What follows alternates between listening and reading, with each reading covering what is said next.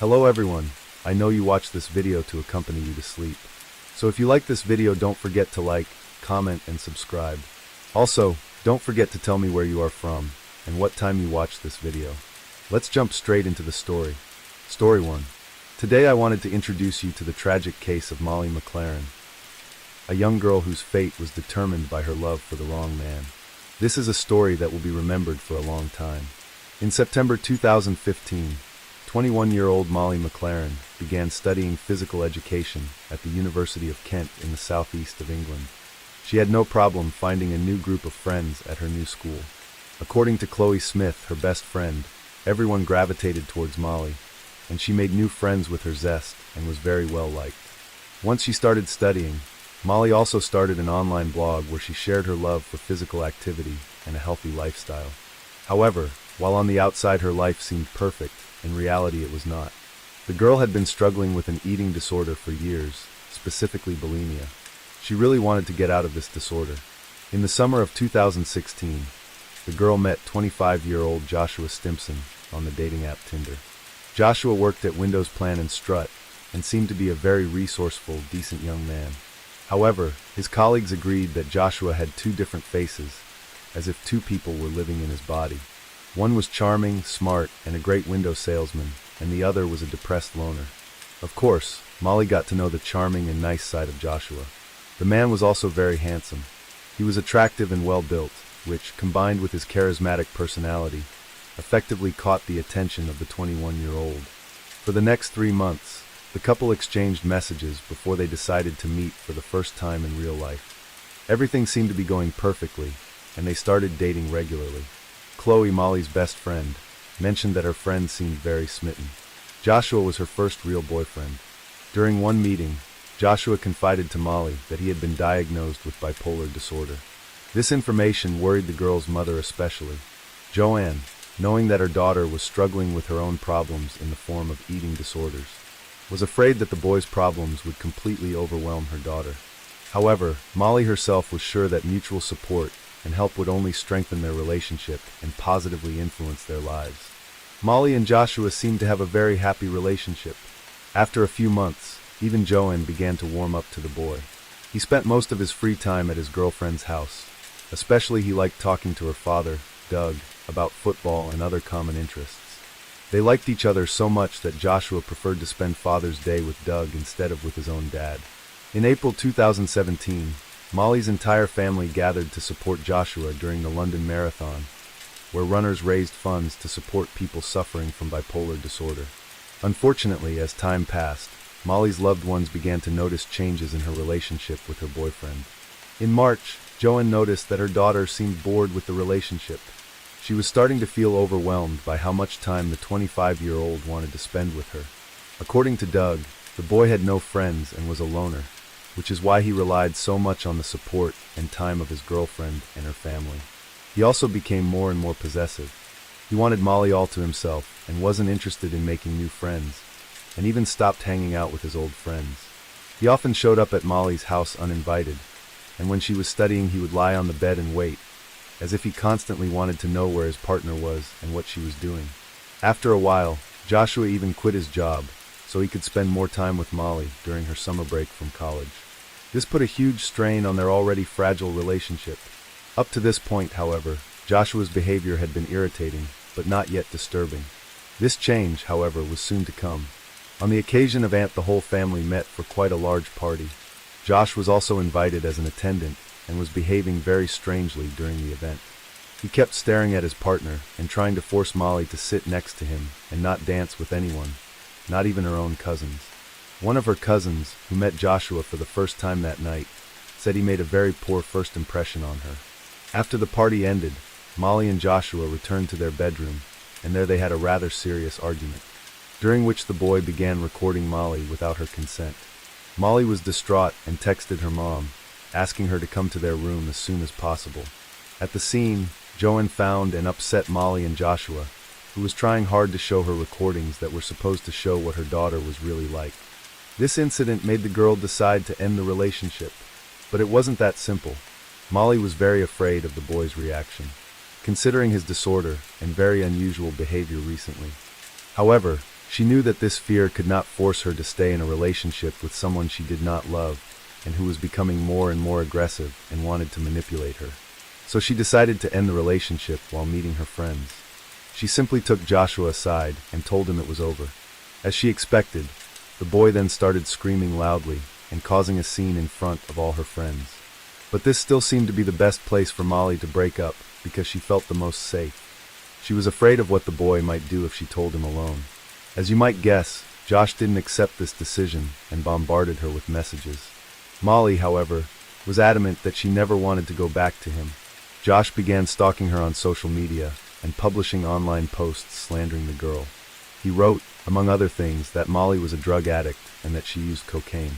At first, Molly tried to ignore it and wait until the boy calmed down. However, after talking to her friends, she decided that it would be better to report the matter to the police. Joshua's rage seemed to grow with each passing day. So the girl printed all the posts, and on June 22, 2017, she went with them to the police station. Due to the fact that Joshua had no criminal history, the police told the girl that she should just block him on social media and report if this abuse continues. The officer also called Joshua to warn him, but the boy seemed not only unconcerned by the prospect of police intervention, but downright dismissive of the officer. A few days after visiting the police station, Molly wrote on Snapchat that she was going to dinner with friends. She was sure her ex-boyfriend wouldn't see the post because she had already blocked Joshua. However, at some point the boy appeared in the same restaurant. The girl tried to explain it by accident, but she felt very uncomfortable with the fact that he was in the same place as her and left the meeting early. On June 28, 2017, Molly went to the Pure Gym located in the shopping center. She wanted to become a personal trainer soon, so that day she recorded her training to show it to recruiters. She later visited the pub with a group of friends. At one point, Josh entered the pub accompanied by a girl whom Molly and her friends had never seen before. Chloe noticed that Molly seemed terrified by Joshua's sudden appearance. Another similar situation in just a few days could not have been a mere coincidence. It turned out that Molly had posted about the meeting on social media earlier that day, which meant that Josh, despite being blocked, was following her posts and deliberately appeared wherever she was. His behavior was very disturbing. Most of the time, he stood off to the side and stared at Molly and her group of friends. Her friends tried to calm the girl down and asked her not to worry about Joshua. Once again, however, the 21-year-old finally felt too uncomfortable in his presence and decided to leave the pub early. There was no doubt that the girl was experiencing stalking from her former partner. The next day, June 29, 2017, Molly went to the gym once again. She showed up at 10 a.m. shortly after her. Joshua also showed up there.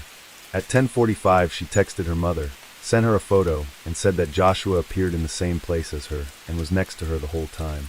And indeed, the gym surveillance footage shows Joshua looking for Molly and then appearing right next to her. Molly felt very uncomfortable and even called her mother. Joanne told her daughter to go home, but at the same time she remained calm, took her time, didn't panic, and above all drove safely. At 11:02, the girl also wrote a message in the group chat that she constantly felt like she had to be careful and look over her shoulder. 6 minutes later, at 11:08, Molly got into her Citroen parked in the parking lot in front of the shopping center. Joe SH appeared right behind her. He suddenly opened the driver's side door and launched an attack. The incident was witnessed by many people who were in the parking lot at the time. One of them was Benjamin Morton. When the man realized what was happening, he immediately rushed to help. He saw the young attacker stabbing the girl in the head and neck.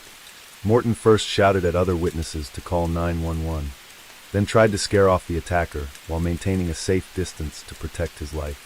However, when that didn't work, he slammed Josh's leg in the car door and then tried to grab his leg and pull him away. But his hands slipped because there was so much blood. Only after a long while did Benjamin see the woman's condition and know that there was no help for her. The only thing he could do was to prevent the perpetrator from escaping. He decided to park his car, blocking Molly's car so that the attacker could not drive away. However, it soon became clear that Joshua had no intention of running away. At some point, he simply stopped the attack and stood next to the car. He looked straight ahead with dead eyes, expressing no emotions. Moments later, a police car appeared on the scene. Witnesses saw Joshua wipe the blood from his face and then voluntarily surrender to the police. Molly was officially pronounced dead at 11:43 a.m. Her loved ones were absolutely devastated. Joanne had to break the news of this tragedy to her husband by phone, because at that time, Doug was working on a boat in Senegal. During this time, Joshua was taken in for questioning. And even though he committed this attack in broad daylight in front of numerous witnesses, and was arrested covered in blood, and he had the murder weapon with him, he did not admit to murder, but to unintentional manslaughter. He was probably counting on a lower sentence, and claimed that he had no memory of the attack at all. Molly's loved ones could not recover from this tragedy, and there was still a whole court process ahead of them, during which they had to listen to the gruesome details of their daughter's death. The autopsy report stated that Molly McLaren was stabbed 75 times with a paring knife, which Joshua bought from the home-based store. During the trial, it was revealed that Joshua did not actually have bipolar disorder, which was confirmed by several expert psychiatrists. Dr. Philip Joseph said the 26-year-old was vain and obsessed with his own feelings, and according to Dr. Shahid Majid, Josh suffered from borderline personality disorder that affected his ability to self-control.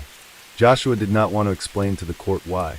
He took the life of his former partner, and his defense lawyer claimed that the murder took place in the conditions of the so-called limited sanity. He said Stimson was desperate and extremely sensitive to rejection after his mother left when he was a child. This was to have an impact on how he treated relationships with women later in life. The defense attorney added that he had difficulty dealing with his emotions after his parents divorced when he was 12. It was also revealed that the accused had previously had problems in his relationships with women. Alexandra Dale and Leah Hubbard, who dated him previously, told the court about his controlling and possessive nature. Alexandra said that the boy called her dozens of times a day.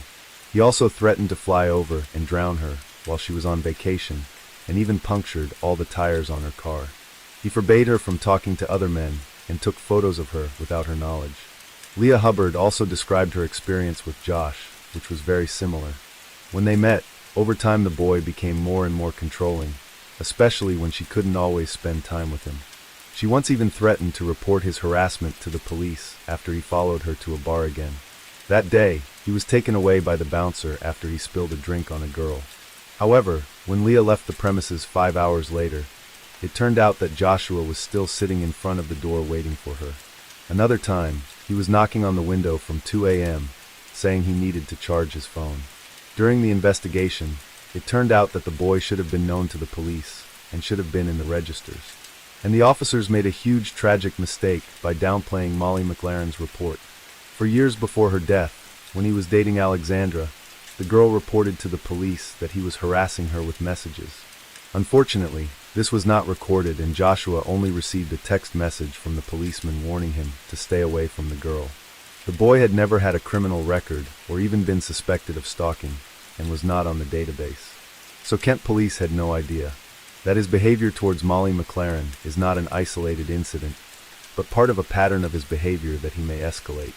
Ultimately, Joshua admitted that he had been thinking about harming Molly days before the murder. In his opinion, Molly should have ended their relationship with more respect. Ultimately, the boy was found guilty of murder, and on February 6, 2018, he was sentenced to at least 26 years in prison. The jury reached a unanimous decision in just a few hours. When announcing the verdict, the defendant was extremely calm, did not show any emotions, and looked straight ahead. Judge Adele Williams emphasized that Joshua had committed the act premeditated, deliberately and in the most cruel way possible, and his motive was revenge. She added that Joshua is a very dangerous young man and will pose a serious threat to women who are unlucky enough to cross his path for a very long time, if not for the rest of his life. Currently, the man is in prison and will be eligible for parole on January 28, 2044. Molly's parents are still struggling with the trauma of losing their daughter. They also make no secret of their disappointment with the law that has failed Molly. They hope that changes to reporting laws will protect other girls who find themselves in the same situation, and that they will be able to avoid the fate that befell their beloved daughter. In 2018, Benjamin Morton, a witness to the attack who tried to stop Joshua and risked his own life, was commended for his courage by the High Sheriff of Kent. George Jessel presented the award and a check for £500 at Maidstone Crown Court. And that's the end of this sad story, which perhaps could have been avoided if the reports of Joshua's previous girlfriend had been taken seriously. Unfortunately, nothing would bring I can't even imagine the pain her parents feel. One can only hope that further such cases will be avoided in the future. Story 2. We traveled to London in 2006. Although the police eventually solved the mystery surrounding the murder of 29-year-old Nisha Patel Nasri, it took them considerable time to untangle the web of lies and deception involved. At first the case seemed straightforward, but the initial assumptions turned out to be entirely wrong. It was the small details, thorough investigations, and repeated analysis of the evidence that finally led to the truth coming to light. Justice was served, and those responsible were brought before the court. Join me as we delve into this gripping case. Nisha Patel Nasri was born in 1977 in Luton, a town in the southeast of England in Bedfordshire County. Her parents had emigrated from Gujarat, a state on the western coast of India. Nisha's life was marked by early tragedies. Her father passed away in 1996, and Nisha, deeply family-oriented, spent much of her time taking care of her mother. Unfortunately, her mother passed away just 5 years later, in 2001. Nisha spent most of her life in Wembley, a neighborhood in northwest London known to football fans as the home of Wembley Stadium. Ambitious and hardworking, Nisha left school at 18 to open her own hair salon. She worked 7 days a week, and her efforts paid off. Within a decade, her business flourished, serving over 2,000 clients and earning her significant income. At 26, Nisha met Fadi Nasri, a man 4 years her senior. After dating for just 6 months, the couple married. Their friends described them as a loving and affectionate pair who seemed perfectly matched. A few months after meeting Fadi, Nisha decided to give back to her community by becoming a volunteer police officer, known as a special constable. She was passionate about helping the local area where she had grown up and lived her entire life. Nisha's dedication to both her business and community was well known. However, beneath the surface, not everything was as it seemed. She wanted to contribute to making the streets safer. Nisha carried out her duties as a special constable voluntarily, without pay. She believed it was an important role and that she was serving a just cause. Money was not her motivation in this case. Her older brother, Kat 10, lived just a few blocks away from her, and they saw each other often. The two had a great relationship. Kat 10 recalls that his sister absolutely adored children and had several nieces and nephews. She was the perfect aunt, always spoiling them, taking them on trips and organizing birthday parties. Nisha also loved staying active, particularly enjoying swimming. She was cheerful, outgoing, talkative, and fearless. She wasn't afraid of confrontation and always spoke her mind. Together with her husband, Fadi Nasri, Nisha also co-managed a limousine rental business. Fadi handled most of the administrative responsibilities while Nisha took care of the financial side of things. Both Fadi's company and Nisha's hair salon were thriving businesses. The couple's personal life seemed just as harmonious. They had a wide circle of friends and were well liked by everyone who knew them. It seemed like they had everything they could ever need for happiness, and their future appeared bright. On the evening of May 11, 2006, Fadi and Nisha's brother stopped by her hair salon shortly before it closed to get their hair cut. Later, Fadi prepared dinner for his wife, as they had celebrated their 3rd wedding anniversary the day before. After dinner, Fadi left their home to play pool with a friend. Nisha, feeling tired, took a shower, changed into her pajamas, and began preparing for bed. Around 11:30 p.m., the quiet of the street where Nisha lived was shattered by a loud, piercing scream. Alarmed by the noise, neighbors came out of their homes to see what had happened. On the driveway, they found Nisha Patel Nasri lying in a pool of blood. The neighbors immediately called for an ambulance, but Nisha was already unconscious. Her husband Fadi was contacted and arrived shortly after the paramedics. He appeared completely distraught and in shock. News of the incident also reached Nisha's brother, who rushed to her home.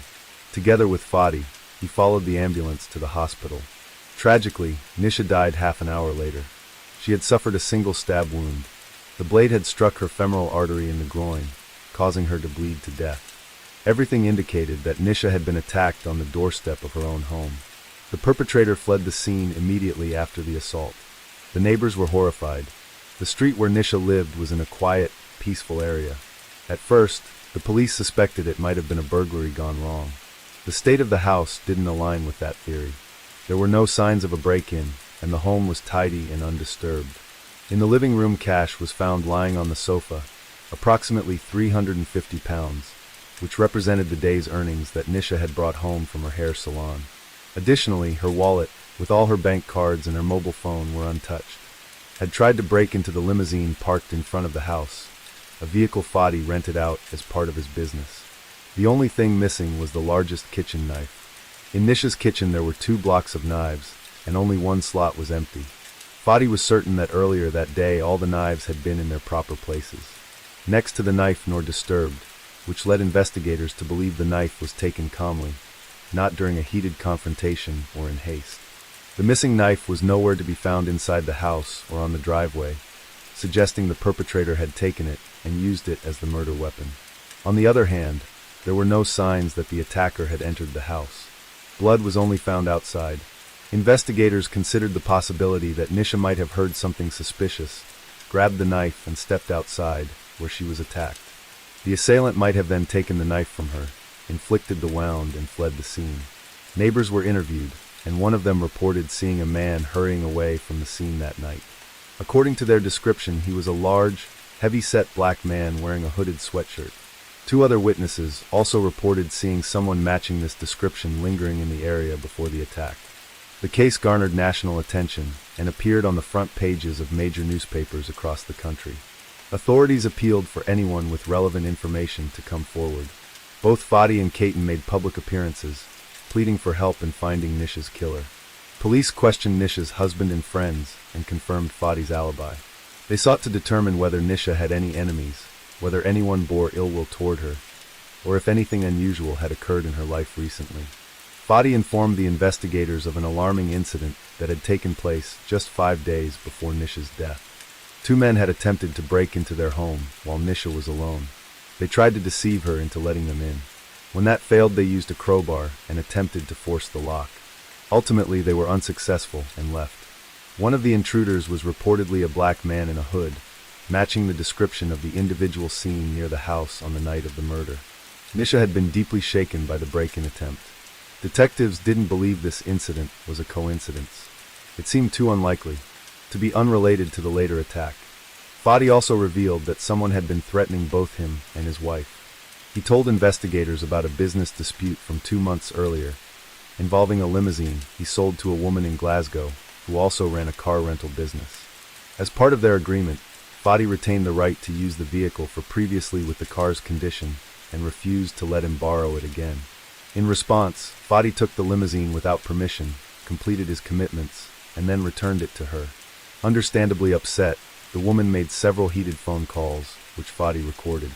He handed his phone over to the police so they could review the recordings of her threats. Fadi, not Nisha.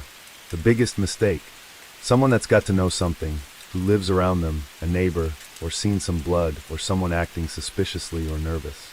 Might not be important, but it was possible that Nisha was attacked simply for being in the wrong place at the wrong time. Officers traveled to Scotland to interview the new owner of the limousine, the same woman who had exchanged heated words with Fadi during their earlier dispute. However, she was quickly ruled out as a suspect, leaving investigators back at square one. Meanwhile, searches for the murder weapon continued in the vicinity of Nisha's home. Investigators scoured parks, drains, trash bins, and gardens, even employing metal detectors, hoping the perpetrator had discarded the knife nearby. Finally, 2 weeks later, about half a mile from the crime scene, a knife was found embedded in the ground beneath a drainage grate. Although the knife had been exposed to running water in the drain, which likely washed away potential evidence, police confirmed it was the murder weapon after finding traces of Nisha's DNA on it. Unfortunately, no additional evidence linking the knife to the attacker could be recovered. The detectives decided to review local surveillance footage. While no cameras directly covered the drain where the knife was found, one nearby camera captured a crucial detail. On the night of the murder at 11:30 p.m., shortly after the attack, a car briefly stopped behind another vehicle parked near the area. For about 7 seconds, the headlights of the stopping car reflected off the parked vehicle. The car then moved on, fully visible in the camera's frame. Unfortunately, the footage was too grainy to read the license plate. Still, investigators identified the vehicle as a silver Audi A4. However, with over 18,000 such vehicles registered in southeast England alone, this detail seemed initially unhelpful. Further analysis revealed 2 distinctive features. One of the license plate lights on the Audi wasn't working, and the car had an antenna mounted on the roof. These details offered a slim chance of narrowing down the search. investigators began reviewing all silver Audi A4s registered in London and southeast England, but it was like searching for a needle in a haystack. With limited progress, the police decided to examine the data from Fadi's phone which they had seized. When the police found a photo of another woman naked thigh on Nasri's mobile phone, he blithely claimed it was just a friend. It became evident that Fadi was involved in a close relationship outside his marriage, and detectives suspected he was having an affair. When confronted, Fadi initially denied the allegations but eventually admitted he had been seeing another woman for 3 months.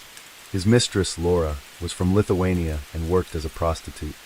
Fadi, a regular client of Laura's, had developed a romantic relationship with her. They secretly met in hotels and Fadi showered her with expensive gifts, even taking her on a vacation to Egypt. He told Needed to visit a sick uncle during that trip. This revelation turned Fadi into the prime suspect in the case. Detectives also questioned Laura, considering the possibility that she and Fadi had conspired to murder Nisha to remove her from his life. After speaking with Laura, however, they concluded she had no involvement in the crime. When Nisha's family learned about Fadi's that Fadi had been obsessively worried about what police might uncover on his phone to the point that he couldn't sleep at night. He kept saying that he knew various shady figures, and that's why he was worried, and indeed Fadi did know such individuals.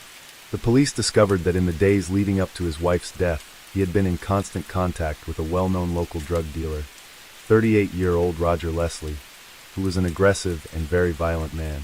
Roger had many piercings, the number of which, he claimed, corresponded to all the people he'd ever killed.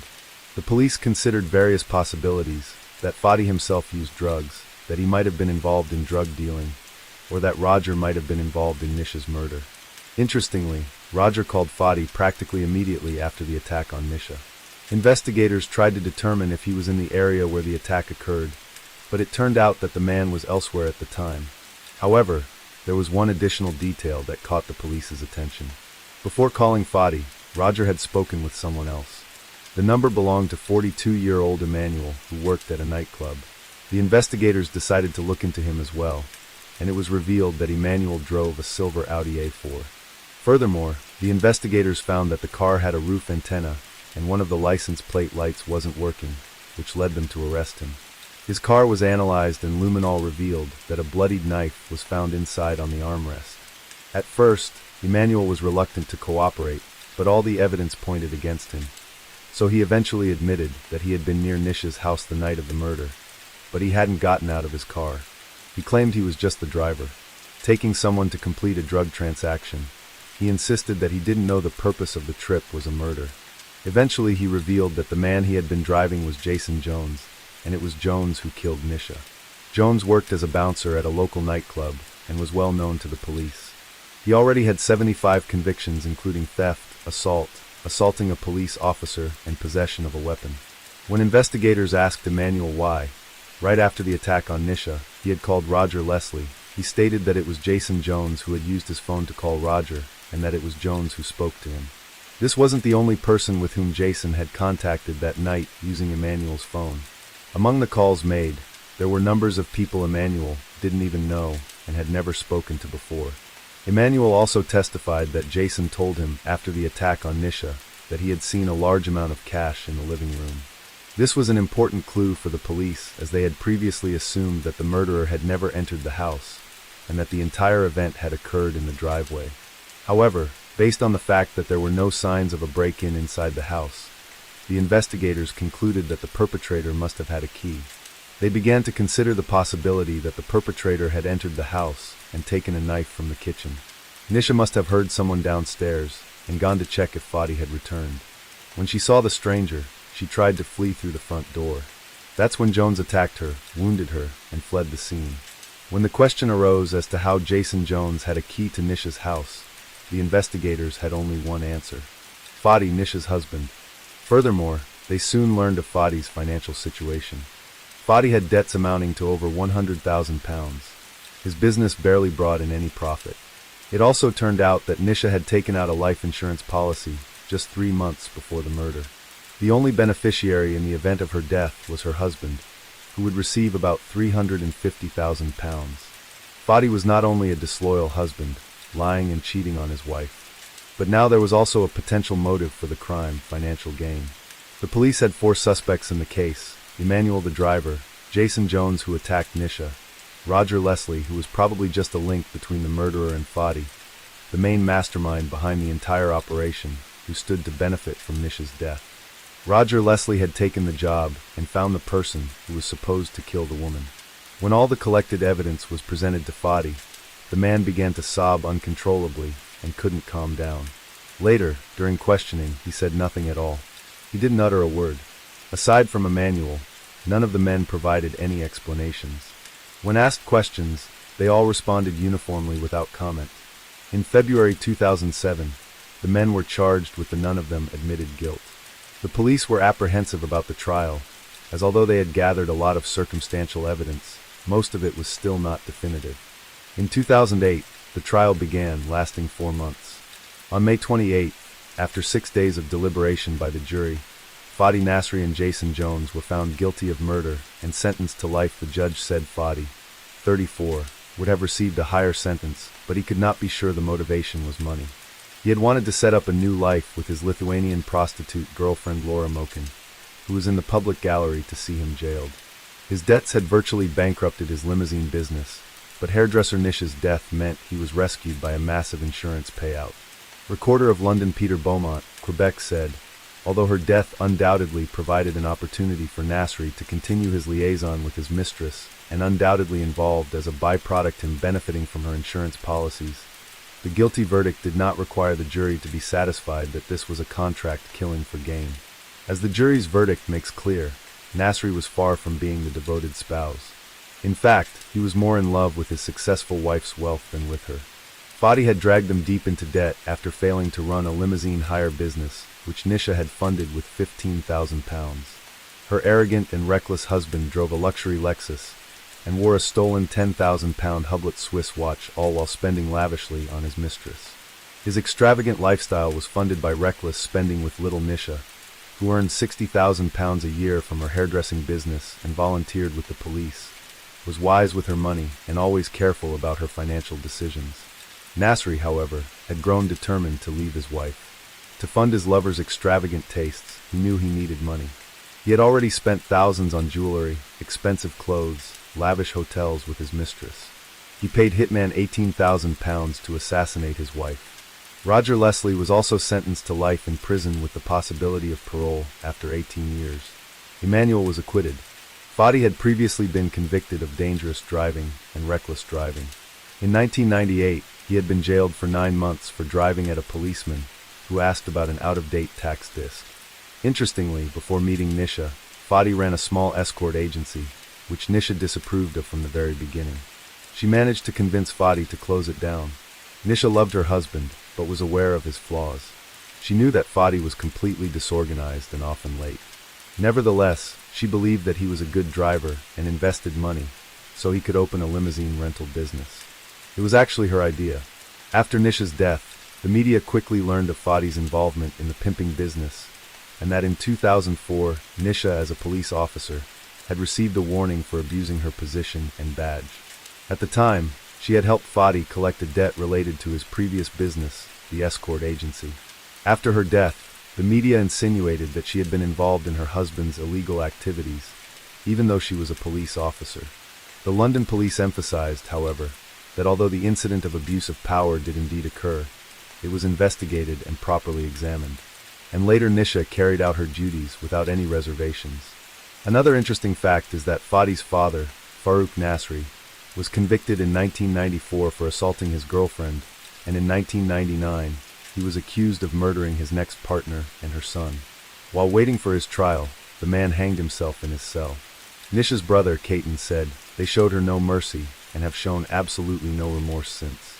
It is not a man but a coward who attacks a vulnerable woman with a knife." Nisha never stood a chance. He said of his sister, "She was always one of those people who wanted to look after someone or help somebody. Everybody can see her photographs. She's always smiling with warmth in her eyes. She was always bubbly with a cheeky smile on her face. That expression speaks 1,000 words." Detective Chief Inspector Nick Scholar, who led the investigation, said, "These 3 convicted men lied during the investigation and the trial to cover up that they entered Nisha's home and killed her for their own ends. The very fact that Nisha's husband instigated this killing so that he could be with his younger mistress and gain financially from her death is the ultimate betrayal. Story 3. I want to present a case that at first glance seemed very straightforward. However, it took a significant twist. What happened to the mother of 3, Juanita Richardson, seemed like an ordinary accident, but thanks to the tireless work of investigators, it was revealed that the truth was much darker. If you'd like to know the details of this story, I invite you to keep watching. We need to move to the town of McBain, a small farming town in Michigan, located 186 miles from the cliffs at Pictured Rocks National Lakeshore. In June 2006, Juanita and Tom Richardson were preparing to celebrate their 23rd wedding anniversary. The couple had 2 daughters, Lysine and Lindsay, and 1 son, Levi. They were considered a happy family, and despite their long relationship, Tom and Juanita still seemed like an ideal loving couple. The Richardsons lived in a log cabin built by Tom. He made a living driving a truck for FedEx and also taught youth classes at church. Juanita worked as a secretary at a school and sang in the choir. The couple decided to spend their anniversary at Pictured Rocks National Lakeshore, a true paradise for tourists.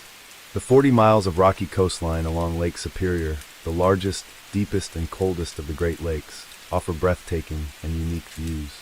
Tom and Juanita chose this place because it held special memories for them. It was where they had their first trip together many years ago. This was meant to be a return to those wonderful memories from the early days of their marriage. Tom even referred to it as their second honeymoon. Their time together was meant to be a break from daily life. They both loved spending time outdoors and the thrill of adventure. The park seemed like the perfect place, challenging trails, treacherous rocks, but also views that would take your breath away. On June 22, 2006, the 4th day of their vacation, the Richardsons went on their first hike. It was a cloudy, misty morning, and Juanita was taking photos as they walked along the trail. Around 10:30 a.m., they reached the cliffs and admired the views. They stopped for a snack and a rest. Juanita took a photo of Tom sitting on a grassy patch, exactly in their favorite spot. A short while later, Tom went to the nearby restroom at the visitor center, leaving Juanita alone. The account of what happened next comes from Tom.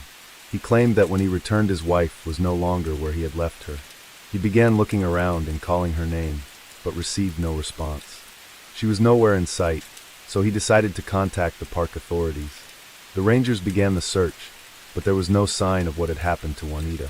It seemed as though she had simply vanished into thin air, and there were several possible explanations.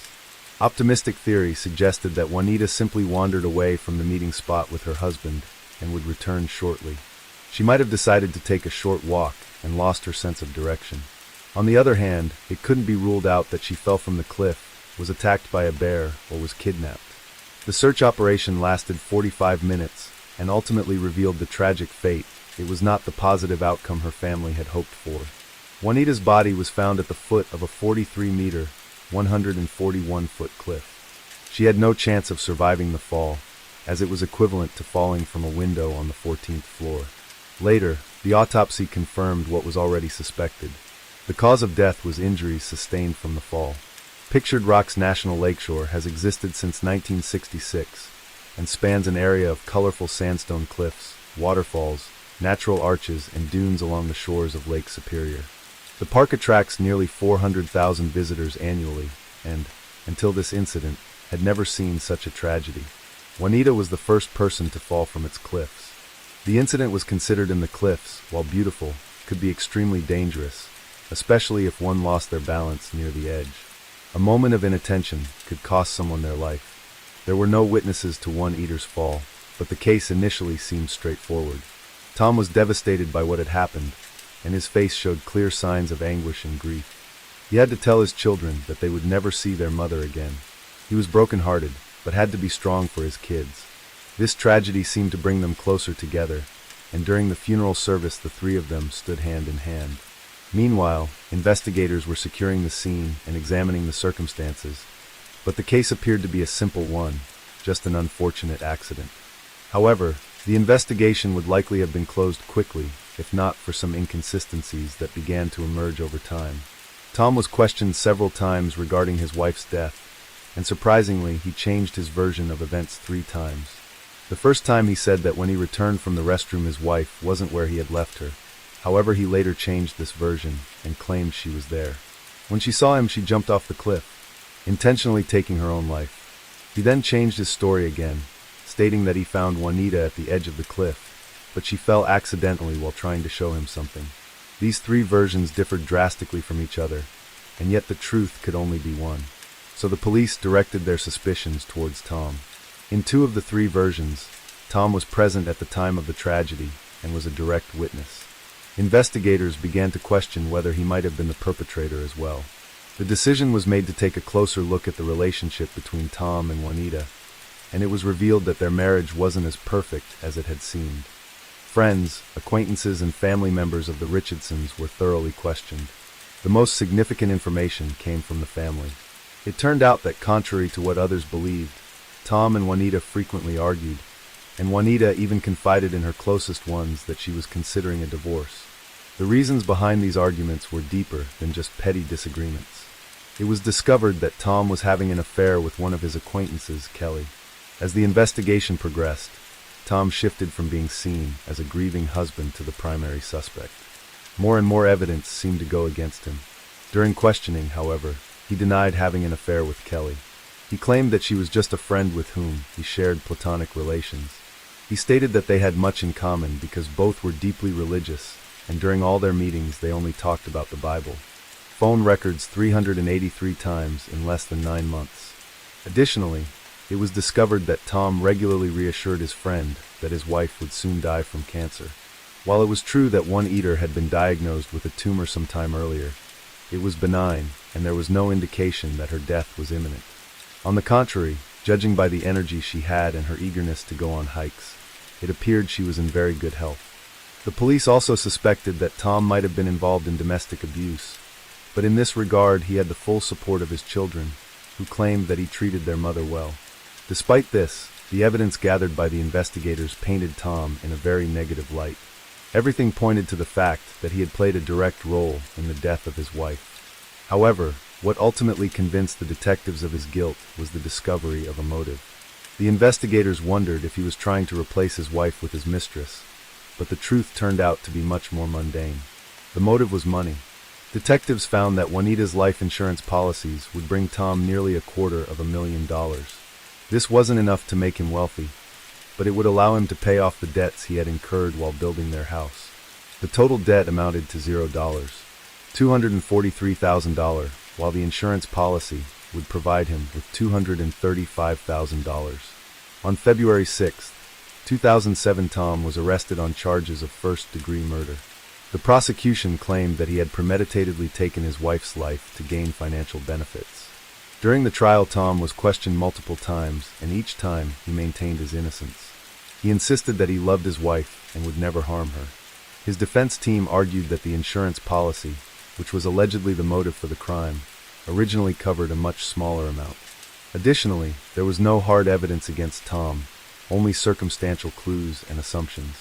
As an argument for the incident being an unfortunate accident, Juanita's medical record was presented, which left her with permanent instability in her left knee.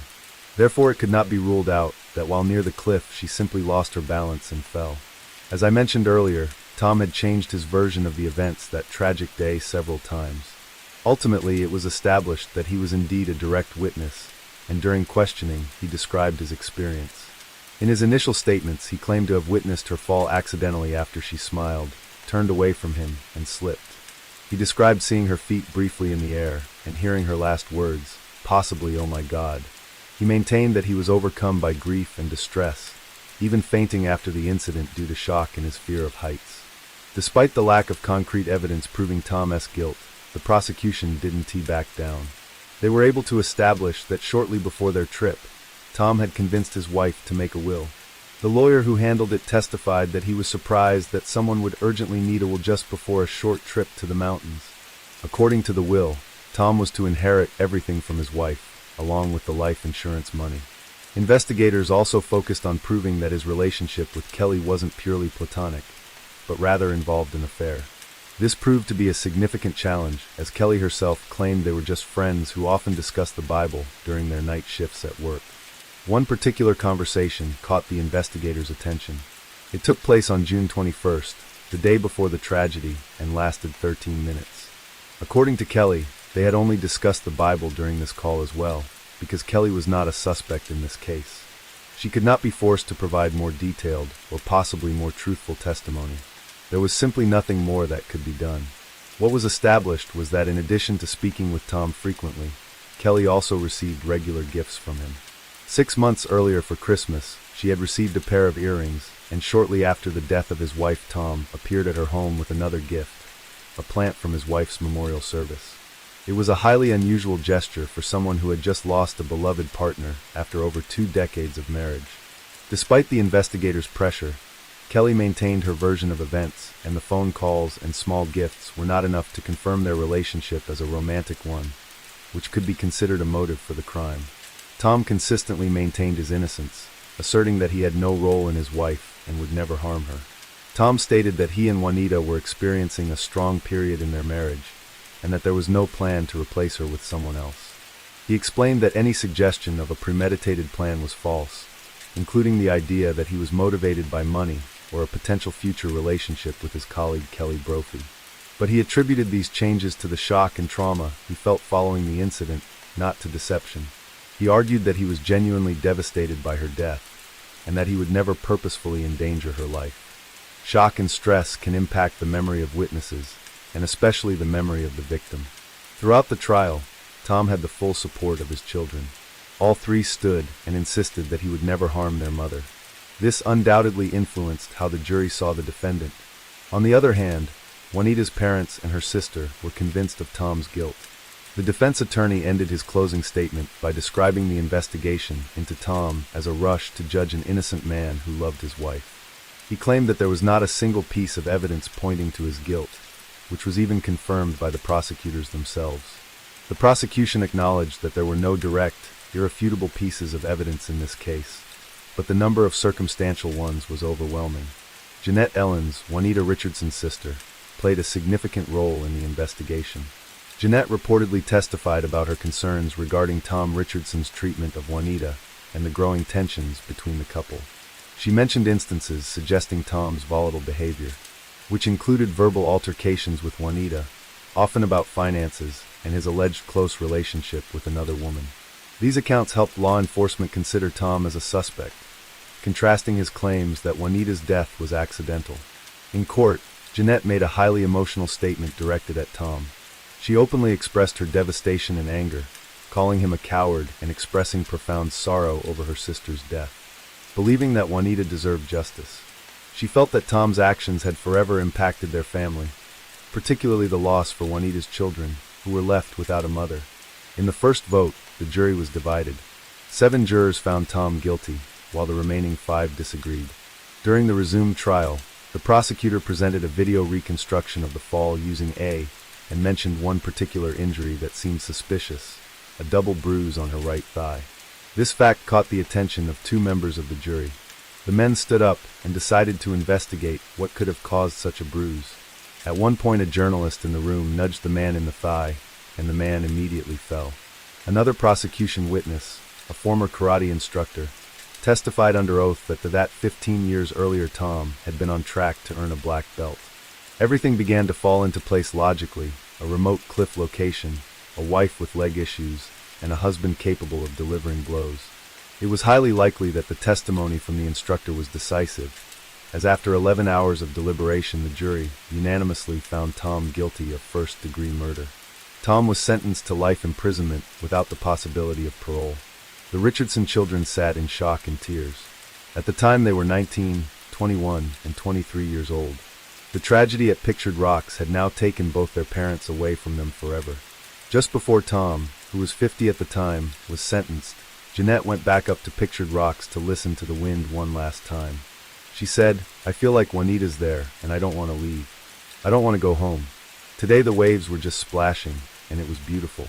And last night the rainbow over Pictured Rocks just told us, she's saying, I'm okay, I'm good. I'm in better hands now." In the months following the conviction, Tom tried to appeal the sentence several times, but each time the appeals were rejected. Do you think Tom deserved the verdict? Let me know in the comments. That's the end of this story. Thank you for listening all the way through. Story 4. There is a man who is a diligent doctoral student during the day, but transforms into a demon at night to prey on others. Over the course of more than 2 years, he assaulted 206 men. This case shocked the UK and the world, making the perpetrator the most prolific sex offender in British history. So what really happened back then? Let's travel back to 2017 and explore this case from the beginning. Manchester is located in the northwest region of England, a metropolitan borough in Greater Manchester. With a long history, it was one of the earliest industrialized cities globally and currently stands as the second most prosperous city in the UK after London. In the heart of Manchester lies Princess Street, surrounded by the famous Chinatown, numerous bars and clubs, and several universities. As night falls, many students come here to socialize, making the nightlife vibrant and lively. The story we are focusing on today happened here. At 6 a.m. on June 2nd, 2017, 18-year-old amateur rugby league player Jerry was suddenly awakened by severe pain on his body. As he regained consciousness, he found himself lying in bed with his pants pulled down below his knees and a man having sex with him. Jerry immediately got off the bed, looked around, and realized he was in an unfamiliar room with a bewildered stranger standing naked in front of him. In that moment, with both physical and emotional pain, Jerry contemplated for 2 seconds, understood that a proud man like himself had been violated by another man. Filled with anger, he wanted to seek revenge for the loss of his dignity. Using his skills as a rugby player, Jerry, being a tall, strong gym-goer, swiftly fought against the smaller, weaker man who had violated him. The man was defenseless and ended up battered, bruised, and lying motionless on the ground. Later on, Jerry also called the police. But the police arrived. They saw a small man lying on the ground not moving, appearing injured, while Jerry seemed unharmed on the surface. In the eyes of the police, they obviously thought the injured person on the ground was the victim. Consequently, Jerry was arrested on suspicion of grievous bodily harm, regardless of the situation. The bruised petite man was taken to the nearby Manchester Royal Hospital for treatment. Despite Jerry's desperate explanations that he was actually the victim, the officers at the time only believed what they saw with their own eyes. You're perfectly fine while he was knocked out by you, yet you claim to be the victim. Us seeing it as an outsider, this was clearly a misunderstanding. However, in that moment, Jerry was taken to the police station for questioning as the suspect.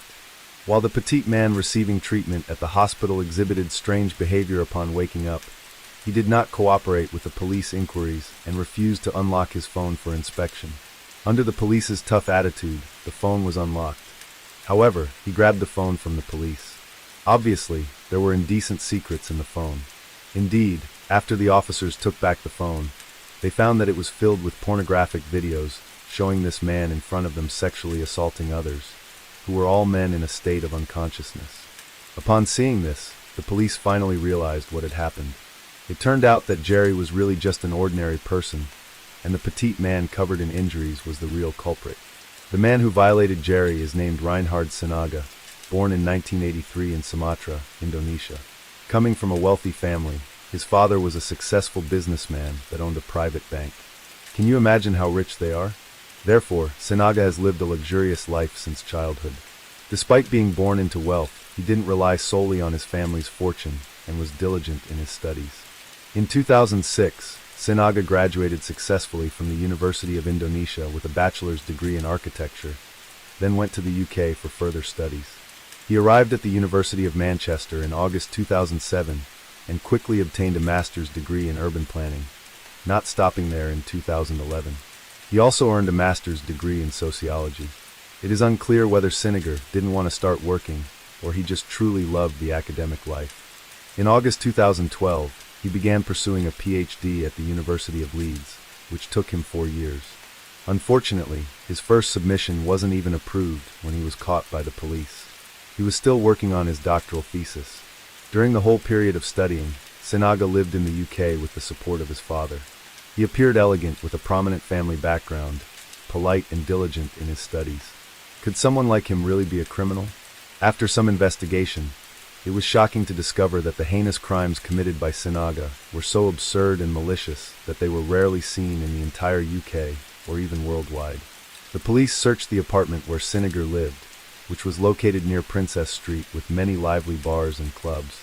The apartment was also not far from the Manchester gay village, which was probably why he chose to live there. Sinaga was gay, which was a fact that he didn't hide. Inside the apartment, The police found a lot of alcohol, various hallucinogenic substances, filming equipment, and devices for storing videos. Additionally, from the videos found on his phone, the number of victims involved had exceeded 100, all of whom were males.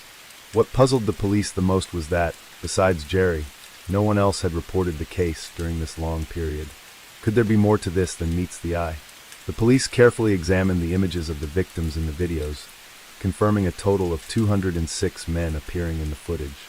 Only 136 of them could be identified, while the remaining 70 were unidentifiable. Subsequently, the police started searching for these victims for evidence collection. Due to the lengthy time span, the footage taken at Sanaga's house could confirm his criminal activities, dating back to as early as 2015 or even earlier. As a result, many people who appeared in the videos had already left the area, making the investigation and evidence collection very challenging. Investigators began visiting and contacting numerous victims in England and around the world. This was a massive and time-consuming endeavor. Most victims were unaware of the violation until contacted by the police. Many of them woke up in Sanaga's apartment, thinking they had simply drunk too much, and that Sanaga had kindly taken care of them. Some victims, due to family reasons, did not want to be involved and cooperate with the police. The police understood their stance. In the end, 48 victims chose to confront Sanaga in court. In the courtroom, Sanaga remained extremely calm, showing no remorse and often smiling. He refused to plead guilty to all charges and claimed that all the men he had sex with did so willingly, fooling around in bed after drinking for fun.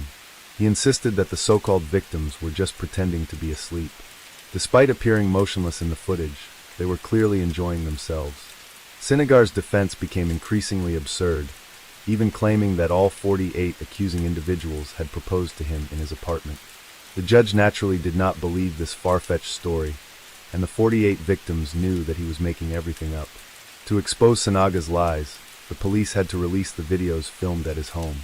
The sight of the victims watching themselves being violated was undeniably agonizing, and a sense of awkwardness filled the courtroom. Snoring could be heard from many victims in the video, clearly contradicting Sanaga's claims. Among the 48 individuals pretending to be asleep, the first to be violated was Tony. 2015, at the age of 22, he had too much to drink at the club. When he woke up, he was already at Sanaga's apartment. He felt very uncomfortable, and his body was covered in vomit. He didn't think too much of it, and made sure to thank Sanaga for taking him in. Sanaga would also boast about his achievements on social media. He wrote that, "Manchester is a magical city, a city of gay romance. Take a sip of my secret poison, it will make you fall in love." In January 2015, Sanaga assaulted a 19-year-old man. At that time, the man had an argument with his girlfriend and gave Sanaga a chance when he was alone. Afterwards, he bragged to his friends that he was a savior, rescuing him from his terrible girlfriend. On a weekend in September 2016, within 24 hours, Sanaga assaulted 2 men. One of the victims was 19-year-old Jack, who had been drinking heavily that day. After getting out of a taxi, he met Sanaga, and they went to the apartment together. The next morning, Jack woke up to find himself naked. Sanaga explained that he had undressed him as he was sick. Sanaga also made advances that Jack rejected. In the UK, in order to protect the privacy of the victims, the names of all victims were represented by alias, and 4 separate trials were carried out independently without interference. Media coverage was also prohibited. However, some individuals chose to waive their right to anonymity. Daniel was the first victim to do so. He mentioned that one day in 2015, he was celebrating his birthday with friends and had quite a few drinks. After the gathering ended, he planned to take a taxi home, but suddenly felt the urge to pee. He went to a small alley next to the pub and then blacked out. The next day, he woke up in Sinagar's apartment feeling groggy, not knowing what had happened. He thought he had just drunk too much, and didn't report it.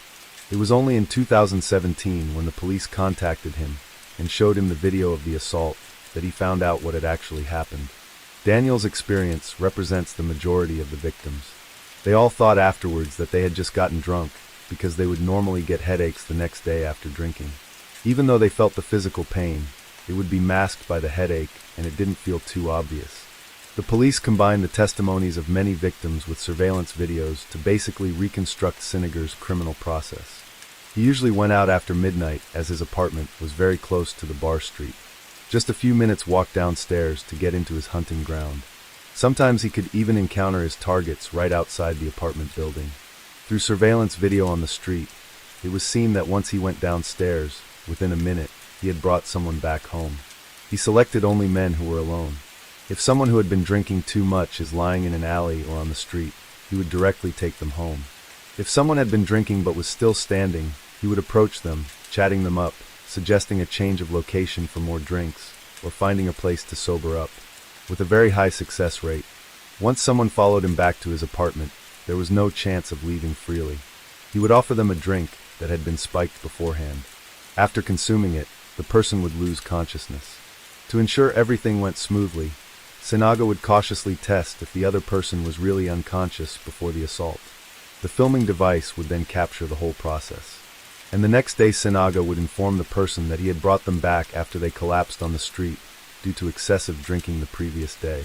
Typically, the victim would thank him and leave. Using this method, he continued for 2 years. In April 2017, a man reported to the police that he only remembered waking up in the room of an Asian man feeling dizzy and leaving. 2 days later he realized he had been violated and immediately reported it to the police. Unfortunately, he didn't recall the suspect's appearance or address, so the police couldn't find any leads. Until what happened to 18-year-old Jerry. Nobody knew whether it was because of his good physique or because he consumed fewer hallucinogenic drugs, but he woke up during the assault and exposed the crimes of Sinaga to the public. The trial of Sinaga ran from 2018 to 2020. Despite his refusal to plead guilty, he was convicted of 159 counts of sexual offenses and sentenced to 88 life imprisonments due to the overwhelming evidence. The judge expressed, "In my view, you are a very dangerous, cunning, and deceitful individual, so I hope you will never be released." Although the parole board has the discretion to grant parole, his earliest opportunity for release would be after serving 40 years in 2060. Even if Sinagar were to live until then, he would be a 77-year-old man. The Crown Prosecution Service considers him to be the most prolific sexual offender in the history of British law. In fact, globally, such a high number of crimes directed at males is unprecedented. With his sole effort, Sinagar left a negative impression of Indonesia for the world. Many Indonesians despised Sinagar and expressed their opinions on social media, stating that Sinagar is a disgrace to the country. Some even felt that the sentence was too lenient and he should have been sentenced to death. But this was clearly impossible. This is because the UK abolished the death penalty a long time ago. The victims clearly had more to say. Victim A: I hope Sinagar spends the rest of his life in prison, not only for what he did to me, but also for the harm he caused to many others, bringing them immense pain and suffering. Victim B: the day the police contacted me is one I will never forget, because it completely changed my life. Victim C: I hope he slowly rot in prison, that he may feel the pain and torment I have felt. He destroyed my life. Throughout the entire trial, Sinagar's family only had his mother present at one hearing. She told the media that she did not know her son was gay, that they are all devout Christians and can't believe it's true. Sinagar's father later publicly admitted that his son deserved the sentence. I don't want to see him again or discuss this case anymore.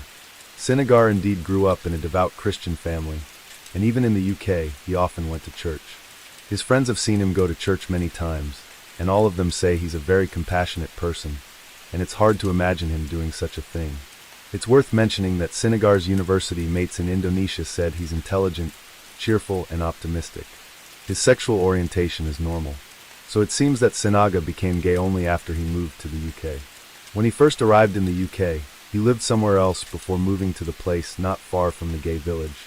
Another possibility is that Sinaga was always gay, but Indonesians at the time were not accepting of it, so he didn't reveal it. In the UK, he found people's views on it to be more open, so he openly embraced his sexual orientation. After this case, statistics were compiled by the authorities in the UK, showing that the number of emergency calls from men reporting incidents had reached an all-time high. This alerted the local community's attention, as prior to this incident, the focus had primarily been on women's safety. It is commonly advised for women to not walk alone late at night. While the safety of men has often been overlooked, this story teaches us that it is crucial for both men and women to know how to protect themselves when they are out and about. Story 5. Betrayal rarely happens suddenly. It starts with small things, hidden messages, unexpected excuses, brief meetings that go unmentioned. One person is lying, keeping secrets, enjoying the illusion of freedom. The other begins to suspect, searching for proof, and with each passing day, the need for control turns into obsession. This story is about how infidelity led to the most devastating consequences.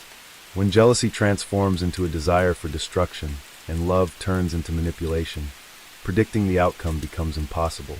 What started as an ordinary affair ended in a way no one could have foreseen.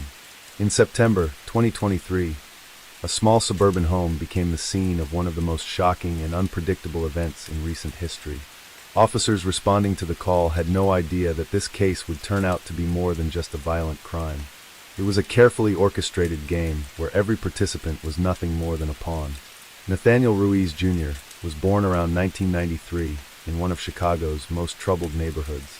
His exact birth date remains unknown, emphasizing the chaos that surrounded his early life. He grew up in an environment where aggression and criminal activity were part of everyday existence. From a young age, Nathaniel displayed signs of an impulsive and uncontrollable nature. In school, he frequently got into fights, clashed with teachers, and showed little interest in academics. His first run-in with the law happened during his teenage years, when he was caught participating in a robbery. However, since he was underage, he avoided any serious punishment. It didn't take long for him to realize that the criminal world offered more than just an adrenaline rush. It also brought financial rewards. As time went on, his offenses became more severe. In 2016, he was arrested for assault, and a year later, he was taken into custody again for driving under the influence. But Nathaniel's real fascination was with firearms. He collected weapons, and took pride in his growing arsenal. His social media accounts were filled with photos of handguns, rifles, and ammunition. Eventually, this activity caught the attention of law enforcement, and a court ruling prohibited him from owning any firearms. However, Nathaniel had no intention of complying. Ignoring the restriction, he continued to acquire weapons through illegal means. Despite his legal troubles, he decided to start a business, and launched a private security company. However, the operation was entirely illegitimate. He lacked the necessary license, and legally, he wasn't even allowed to carry a firearm. Nevertheless, he aggressively promoted his services on social media, posting photos of himself wearing body armor and carrying weapons. Linda Palomo was born on February 3, 1973. By the time she met Nathaniel, she was an independent woman, a mother of 5 and already a grandmother. Unlike Nathaniel, she grew up in a relatively stable family, but her personal life had been complicated. She married young, but the marriage didn't last. Left to raise her sons and daughters on her own, she learned to handle life's struggles without relying on anyone. She worked multiple jobs to support her family and helped care for her grandchildren. Despite everything, she still longed for personal happiness. Linda was known for her strong personality. Her family respected her, though some found her overly strict. She liked to be in control, ensuring that everything happened on her terms. Betrayal was something she couldn't tolerate, and she expected unwavering loyalty from those closest to her. When Nathaniel entered her life, no one could quite understand what connected them. He was 20 years younger, had a troubled past and a volatile temperament, yet their relationship developed quickly. Their meeting was purely coincidental. Some say they met through mutual acquaintances. At first, Linda didn't take Nathaniel seriously, but his confidence, persistence, and dangerous charisma drew her in. For Nathaniel, Linda was someone who made him feel secure. She provided him with shelter and emotional support. For Linda, it was something new, an experience she hadn't had before. She felt in control, as if she was the one shaping this younger man's path. Their connection was unusual. Two people so different yet somehow held together by that very contrast. They moved in together, and before long, Linda's sons, daughters, and grandchildren were living under the same roof. The house became crowded, but it wasn't a home filled with warmth. The tension was growing. Neighbors and acquaintances noticed that their relationship was anything but harmonious. Nathaniel had a short fuse while Linda insisted on keeping everything under control. But no one could have predicted how far things would go. Nathaniel had no intention of giving up his collection, even with legal restrictions in place. He continued acquiring handguns and rifles through illegal sources, making shady deals and exploiting legal loopholes. He enjoyed displaying his strength and took pride in his growing arsenal. He could spend hours discussing calibers, mechanisms, and modifications, or simply admiring his collection. At first, it was just a fascination, but over time, firearms became an inseparable part of his daily life. He carried a handgun even inside the house, often disassembling and reassembling it right at the kitchen table. He left his weapons out in the open, and it didn't take long for those around him to start feeling uneasy. At first, Linda didn't interfere. She didn't care much about what Nathaniel was up to as long as he was bringing money into the house. She turned a blind eye to the fact that his business was illegal and never asked questions. She began to realize it wasn't just about the money. Nathaniel's behavior was becoming more unpredictable. He would lash out if something didn't go his way. Sometimes he'd lose his temper over the smallest things, someone looking at him the wrong way or speaking at the wrong time. His outbursts came suddenly, but just as quickly he'd calm down, acting as if nothing had happened. The first to openly express concern was Christina, one of Linda's daughters. She saw what others either missed or ignored. Nathaniel wasn't just an unpleasant person. He was someone capable of anything. Christina never trusted him. She noticed how he talked about aggression, how he carried himself as if he were superior to everyone else. He couldn't stand being contradicted and always made sure he had the final say. But what scared her the most was how easily he could snap. During one argument, he clenched his fist so tightly that his knuckles turned white. At that moment, Christina knew. If he wasn't stopped, one day he would cross the line. The atmosphere in the house grew more and more tense. No one spoke about it openly, but the fear of Nathaniel was becoming impossible to ignore. And this was only the beginning.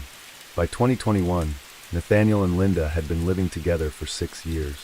On the surface, everything seemed stable, but their relationship had long since lost its foundation. Nathaniel had never been the type to stay loyal to one woman, but now his affairs had become routine. He met people through social media, started new relationships, then quickly moved on to the next. Secret conversations became a daily habit. He used messaging apps, hid his contacts, and meticulously deleted his conversations. He often left the house late at night, claiming it was for work, meetings with clients, or personal matters. Sometimes Linda would wake up in the middle of the night and find that he wasn't home. He would return in the early hours, never offering an explanation. Nathaniel wasn't afraid of getting caught. He believed Linda either wouldn't find out or wouldn't dare to do anything about it. He was convinced he was in control, but he underestimated her. At first, Linda ignored the changes in his behavior, but over time she began noticing how often he was gone, how frequently he was texting someone, how suddenly he started paying more attention to his appearance. She didn't immediately put the pieces together, but the suspicion was growing. Her patience finally ran out. She happened to see a message pop up on his phone, one that left no room for doubt. The text hinted at a recent meeting, confirming what she had long suspected. But Linda didn't explode right away. She understood that if Nathaniel was being unfaithful, it meant he felt untouchable. Instead of confronting him, she decided to gather more evidence. She started watching him closely, checking his messages, analyzing his habits. Now she could tell when he was lying, when he was sneaking off to another meeting. Linda wasn't the kind of woman who forgave betrayal. Her personality wouldn't allow her to simply accept the situation or walk away without consequences. She had no intention of causing a dramatic scene, but she also wasn't going to let Nathaniel get away with it. With each new piece of proof, her anger grew. She saw two options: leave and cut him out of her life, or make him regret every decision he had made. The clearer it became. She wasn't going to be just another woman he left behind. Linda wasn't about to act on impulse. She knew that a direct confrontation with Nathaniel could escalate into something uncontrollable. So she chose a different approach. Instead of a heated argument, she started planning a more subtle form of revenge. She needed something that would make his life unbearable, something that would turn the tables and put him in a vulnerable position. She didn't yet know what her next move would be. She was certain of one thing: her silence was just the calm before the storm. After months of careful observation, Linda began putting her plan into action. The first step: creating fake accounts. She registered multiple profiles on different platforms, using photos of random people and selecting believable names. Some of these accounts belonged to mysterious women, others to dangerous individuals with questionable backgrounds. Linda studied how online scams work, learning the techniques used to deceive people and manipulate them into believing something, even if it wasn't true. She built an intricate system where each of her fake personas had a role to play. One could be a seductress, another someone who knew too much, and a third, an anonymous threat. Together, they would create an atmosphere of paranoia around Nathaniel, making him believe he was caught in a dangerous game. To make her scheme more convincing, Linda started researching criminal networks. She immersed herself in learning about underground organizations, studying their intimidation tactics, the language of threats, and the art of psychological manipulation. She read about the mafia, cartels, and underground networks that controlled the flow of illegal money. She studied their hierarchy, communication styles, and even tried to replicate their messaging patterns. But her most powerful tool was her ability to control information. She learned how to track a person's location, access their contacts, and monitor conversations. Before long, she had acquired enough knowledge to make Nathaniel believe in the reality of her deception. Once everything was in place, Linda put her plan into motion. She was the first to reach out to Nathaniel, using one of her fabricated accounts. The profile she created belonged to a mysterious woman who seemed genuinely interested in him. Nathaniel didn't suspect a thing. He was used to these kinds of connections. Responded immediately, but unlike his usual online encounters, this one took an unexpected turn. After a few days of casual conversation, Linda, posing as her invented persona, began dropping hints that she knew about his past. Her messages contained just enough details to make him uneasy. Then she made the first move toward trapping him psychologically, sending him a message with his real-time location. This was just the beginning, but it was enough to put Nathaniel on edge. Linda had achieved her first victory. He was afraid, but she had no intention of stopping there. The initial scare worked. Nathaniel was getting nervous, but she needed more. She escalated the game by creating even more fake accounts. Now he wasn't just being contacted by strangers. He was surrounded by dangerous figures, Bulgarian mafia members, cartel enforcers, hitmen. Each had their own story, their own motives, their own demands. Some were threats, others offered protection, while a few presented him with bizarre ultimatums. One hinted that his survival depended on completing simple tasks. Another suggested that he was already caught in something much bigger, and there was no way out. Nathaniel tried to make sense of it all, but there was no logic. Everything seemed terrifyingly real. His behavior started to change. He was constantly looking over his shoulder, avoiding calls from unknown numbers, checking to see if he was being followed. Sometimes, he even asked Linda to drive him to a different location, just to be sure he wasn't being tracked. He deleted messages, changed his passwords, and tried to throw off his pursuers. But all of it only deepened his paranoia. Linda knew exactly what she was doing. She could see how fear was eating away at his mind. Her plan was working. Nathaniel was no longer focused on his usual habits. His entire world revolved around fighting a threat that didn't even exist. What he failed to realize was that the real danger was much closer than he thought. In May 2023, a new woman entered Nathaniel's life, Zira. They met at his new job, where she was one of his colleagues. At first their interactions were nothing out of the ordinary, but before long, they began taking an interest in each other. Zira was married and raising 2 children, but her family life didn't bring her happiness. She had a history of infidelity, and meeting Nathaniel was just another chapter in that pattern. She didn't see it as a problem. She believed her personal happiness mattered more than any social expectations. Nathaniel wasn't thinking about consequences either. His relationship with Linda had long since lost its meaning, and his affair with Zira gave him the excitement he'd been missing. It started with lingering glances and subtle hints, but soon they were talking constantly. Linda had been keeping tabs on Nathaniel for a long time. The moment he started interacting with Zira, she noticed. At first she didn't think much of it. His brief affairs weren't news to her, but soon she realized this time was different. Their messages quickly escalated beyond casual flirtation. Nathaniel told Zira he loved her, that he dreamed of a future with her. She said the same. They made plans, imagined a new life together, and spoke as if everything would change one day. Linda read each message, one after another, unable to believe her eyes. She was consumed by humiliation. She had spent months weaving an elaborate scheme to keep Nathaniel under her control, forcing him to live in constant fear. And yet, despite everything, he was still living his life, completely oblivious to her efforts. This wasn't just betrayal, it was a mockery of her power. Linda could no longer stand by and watch. It was no longer about controlling him, it was about making him pay. She escalated her psychological game, introducing a new wave of threats. This time the characters were even more menacing, even more persistent. The supposed mafia figures warned Nathaniel that he was in grave danger, that he was playing with fire. The message was clear. His involvement with Zira had to end immediately, but this time he wasn't afraid. Everything he had endured over the past months had numbed him to fear. He believed he had already survived the worst. And besides, he was too consumed by his feelings for Zira to walk away now. For the first time, Nathaniel wasn't just hiding his affair, he was fighting for it. Linda changed her approach. She realized that if she wanted to break Nathaniel completely, she couldn't just target him.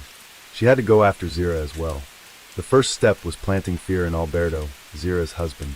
Using fake accounts, she sent him cryptic messages hinting at his wife's infidelity, attaching photos, fueling his suspicions. When that didn't have the desired effect, she escalated her tactics, this time with direct threats. Alberto began receiving anonymous letters warning him that his family was in danger, that his loved ones could get hurt. Linda knew that fear for his family would force him to take action. The pressure worked. At first, Alberto tried to ignore the threats, but soon the unease took hold. He had no idea who was behind it. He could feel that this was more than just an issue between husband and wife. Linda had achieved exactly what she wanted. Tension was growing in Zira's home, and fear was beginning to dictate their decisions. Still, Nathaniel wasn't completely broken. Despite the paranoia Linda had planted, despite the relentless pressure from the fabricated criminal organizations, he still clung to Zira. Now Linda decided to strike at his weakest point, his trust. She let him know that she then began feeding him a new narrative, that Zira wasn't who she claimed to be. She convinced him that Zira was actually working for the mafia. Linda had gathered enough information to make this lie believable. She sent him messages from different informants, suggesting that Zira always knew more than she let on, and that her presence in his life wasn't a coincidence. She carefully crafted the illusion so that Nathaniel had no choice but to believe it. The messages hinted that his phone was being monitored, that his movements were being tracked, and that Zira was merely using him to gather information. Before long, Nathaniel started seeing the pieces fall into place. In his mind, everything finally made sense. This explained why the so-called mafia knew so much about him, why he was being followed, why Zira never seemed intimidated by the threats. But Linda didn't stop there. Now she demanded proof of his loyalty. Nathaniel had to prove that he wouldn't betray those who had supposedly saved him from a deadly fate. Slowly, the conversations about dealing with Zira and her family became more direct. The message was clear. There was no other way out. Exhausted, overwhelmed, and completely under Linda's control, Nathaniel finally gave in. He no longer questioned what was real. Linda had won. He was ready to do whatever it took. Nathaniel no longer questioned what had to be done. In his mind, there was no fear, no regret, only the firm belief that he was carrying out an unavoidable task. He began planning the crime with the same focus and precision he had once used to build his illicit business. The first step was surveillance.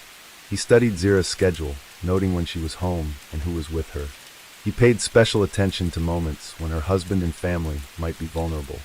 He examined the entrances to the house, mapped out possible escape routes, and spent several days tracking their movements, memorizing every detail.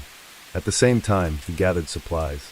He already had an arsenal, but he needed additional tools, new clothes, gloves, bags, tape, a flashlight. He and Linda went shopping together, careful not to draw attention. Linda remained in the background, making sure it never seemed like she was involved. They discussed every step as if preparing for a high-stakes operation. Linda played the role of an advisor, nudging Nathaniel in the right direction, reinforcing the idea that he had to do this correctly. She kept him convinced that this was the only way out. By the time everything was ready, Nathaniel had stopped thinking about consequences. He believed he was simply doing what needed to be done. The decision had been made. Now all that was left was to act. The night arrived. The plan was about to become reality. Linda showed no sign of nerves, behaving as if she knew nothing. Late that night, they drove towards Zira's house. Linda was behind the wheel, driving calmly as if running an errand. She asked a few times why he needed to go there, but Nathaniel didn't answer. He didn't care what she thought. His focus was locked on his target. When they arrived, Linda stayed in the car while Nathaniel stepped out and walked toward the house. He already knew the front door would be locked, so he went around to the backyard, broke a window, and slipped inside. The sound of shattering glass woke Alberto. He got out of bed and went to check the noise. At that moment, Nathaniel fired but missed. Alberto immediately realized this wasn't just a break-in. He spun around and ran toward the hallway, trying to reach his family's room, hoping to shield them from the intruder. But Nathaniel caught up with Alberto in the hallway. A few shots rang out, and Alberto collapsed to the floor before he could reach the door. The house fell silent, broken only by Nathaniel's heavy breathing. She held them close, unsure who had come for them. Nathaniel tried to force the door open, but it held, so he aimed at the lock and fired. The bullet tore through the wood, striking Zira. She stopped moving. The door swung open. The room fell into a stunned silence. The last sounds the neighbors heard were short and muffled. It was over in minutes. Nathaniel surveyed the house. He overturned furniture to make it look like a robbery gone wrong, scattering items to stage a struggle. Then he walked back to the car where Linda was waiting. She didn't even ask how it went. They simply drove away, leaving chaos behind. For a brief moment, silence filled Zira's home. But not for long. Neighbors, alarmed by the sound of gunfire and breaking glass, quickly called the authorities. The call came in around 4 a.m., and within minutes, officers arrived at the scene. They found signs of forced entry and moved inside. The scene before them left no doubt. This was no random act of aggression, but a meticulously planned crime. Nathaniel's first mistake was failing to cover all the details of the staged robbery. Nothing valuable was missing, and the evidence pointed to a deliberate attack rather than a break-in gone wrong. Even the scattered items did little to convince investigators that theft had been the motive. But the biggest mistake? It didn't take long for police to connect the crime to someone with a motive. By morning, detectives were already looking into Zira's personal connections. Everyone at work knew about her affair with Nathaniel. Colleagues described their relationship as more than just a casual fling. They had talked about a future together. Nathaniel's name quickly became the focus of the investigation. As detectives dug into his background, they uncovered a long list of prior offenses, illegal dealings, and a well-documented obsession with weapons. Everything pointed straight to him. While the police gathered evidence, Linda kept playing her game. She continued messaging Nathaniel under the guise of the mafia, reassuring him that everything was going according to plan. She fed him the illusion that he was being protected, that as long as he followed instructions, he would be safe. She made sure he believed one thing above all, that the authorities would never be able to prove his guilt. But the investigation was moving too fast, and uncovered several inconsistencies. When they examined his calls and messages, they found that in the past few months he had received an overwhelming number of threats, not from real criminal organizations, but from newly created anonymous accounts. This raised new questions. If the mafia was truly behind this, why did all the evidence point only to Nathaniel?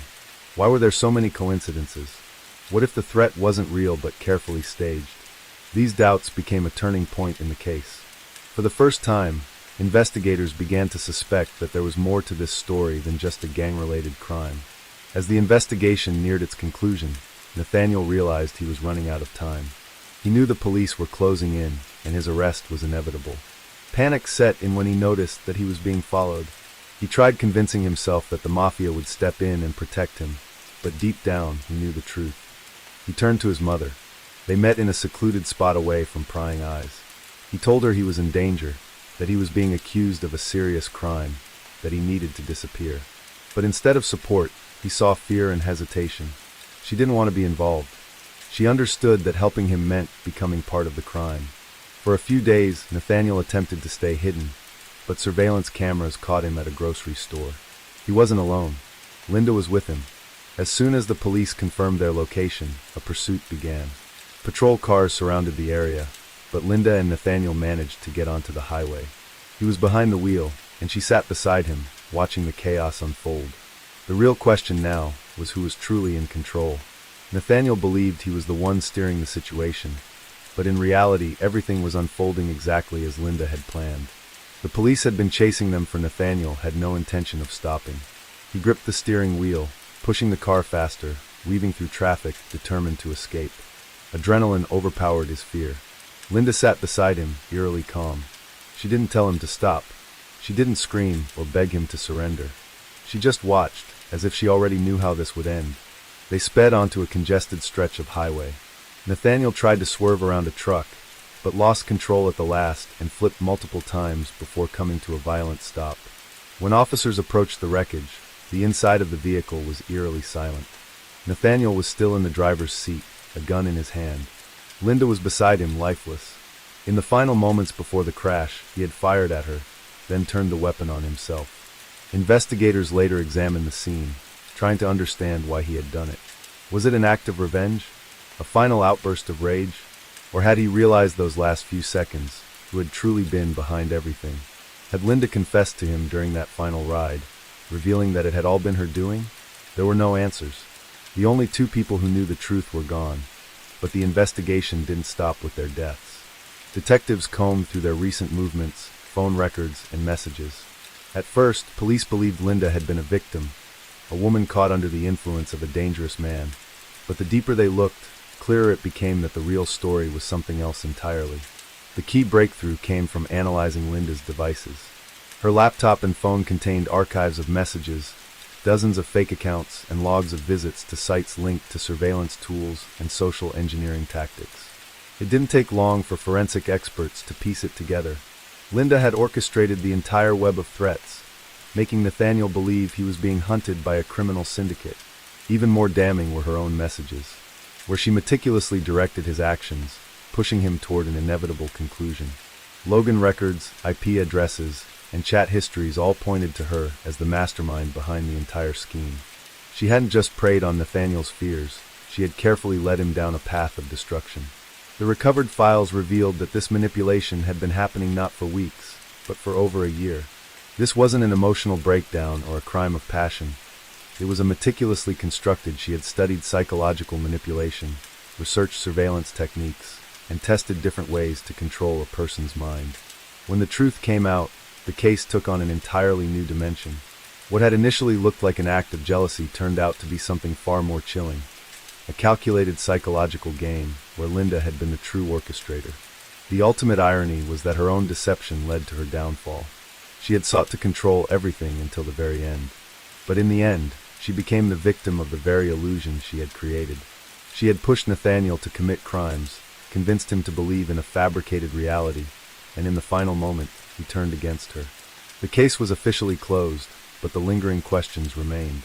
Did Nathaniel realize the truth before it was too late? Or did he die still believing he was a pawn in a war that never even existed? There were no answers. Only the undeniable fact that the most dangerous weapon isn't a bullet, it's a lie powerful enough to destroy a person from the inside. Story 6. Jessica Wongso was born in 1988 in Jakarta, Indonesia, into an extremely wealthy family. She was the youngest of 3 children of Imelda and Winardi Wongso. Raised in the lap of luxury, Jessica was spoiled to the fullest. Her family owned a major company involved in importing plastic. Indeed, they were among the largest plastic distributors in Indonesia. Many referred to her father as the Plastic King. In a country like Indonesia, where the majority of the population lives in poverty, with an average income of about $4 a day, Jessica was among the fortunate few in the upper echelons of wealth. She always had everything she wanted, and then some. In 2005, Jessica's parents moved to Sydney, Australia, as it was the main market for their business. They bought a beautiful home in the suburban harbour area of Double Bay, one of Sydney's most expensive residential areas. Just a small plot of land there could cost millions of dollars. Jessica's father purchased 2 adjacent plots for more spacious living. However, for some reason, Jessica did not move to Australia with her parents and siblings. She stayed back in Jakarta to complete her high school education. Her family employed dozens of staff and servants to care for Jessica during this time. From a young age, Jessica was passionate about video games and particularly gifted in painting. She could sit and draw for hours on end. This passion led Jessica to decide to study graphic design. After finishing high school in 2007, she moved to Sydney to live with her family and enrolled at the Billy Blue College of Design. Despite her siblings being in Australia, they lived separate lives, and Jessica rarely saw them. She began her university life and made friends with many people. Her college friends described Jessica as a lively, silly girl who was always entertaining and brought joy to everyone around her. During this time, Jessica met another Indonesian student at the university named Myrna Salihin. Myrna came from a super wealthy family in Jakarta. Her Karda, Eddie Salaman, was also a successful businessman. Myrna had a twin sister named Sandy Salihin, and her longtime boyfriend was Eerie, who was also studying in Australia at Melbourne, whereas Myrna was in Sydney. Myrna and Jessica quickly became close friends, as they both belonged to the upper class, shared a love for design, and were independent. Modern women with strong personalities. Despite their similarities, Jessica and Myrna had their differences. If Jessica was outspoken and always the life of the party, Myrna was shy and modest. While Jessica loved to be the center of attention at every gathering, Myrna preferred simplicity and a low-key life. Moreover, unlike Jessica, Myrna's family was very warm and close-knit. The university years were perhaps the most memorable for everyone. Myrna and Jessica too often went out with two other classmates, Hani and Vera, who were also international students from wealthy families in Jakarta. Time flew, and eventually graduation day arrived. After graduation, Myrna returned to Jakarta with her boyfriend, while Jessica chose to stay in Australia with her family. In June 2015, Myrna visited Sydney for a holiday. She planned to meet her university friends and spend some time exploring the beautiful harbour city. Myrna got back in touch with Jessica, and they arranged to have dinner together. For years had passed since their graduation, with each leading their own lives. While Myrna enjoyed a fulfilled, happy life with her fiancé, they were newly engaged and preparing for a dream wedding. Jessica's life was less smooth. She worked in New South Wales and had a long-term boyfriend named Patrick, but their relationship was fraught with arguments.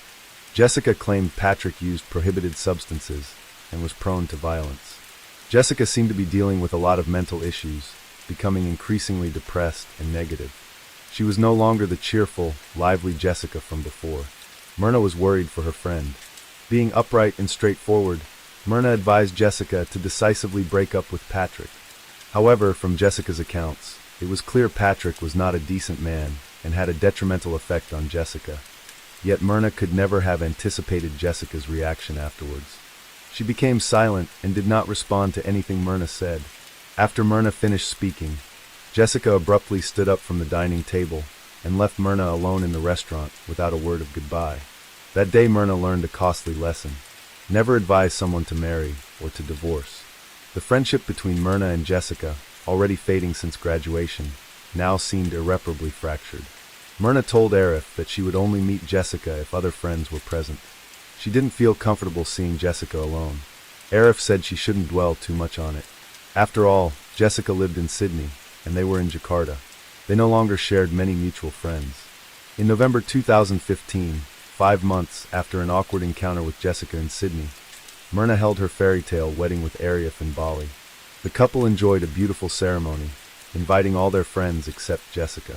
Myrna, beautiful, intelligent, and wealthy, had a wonderful husband and was adored by everyone. Her life seemed to be covered in rose petals. Meanwhile, in a distant land, Jessica's life was spiraling downward.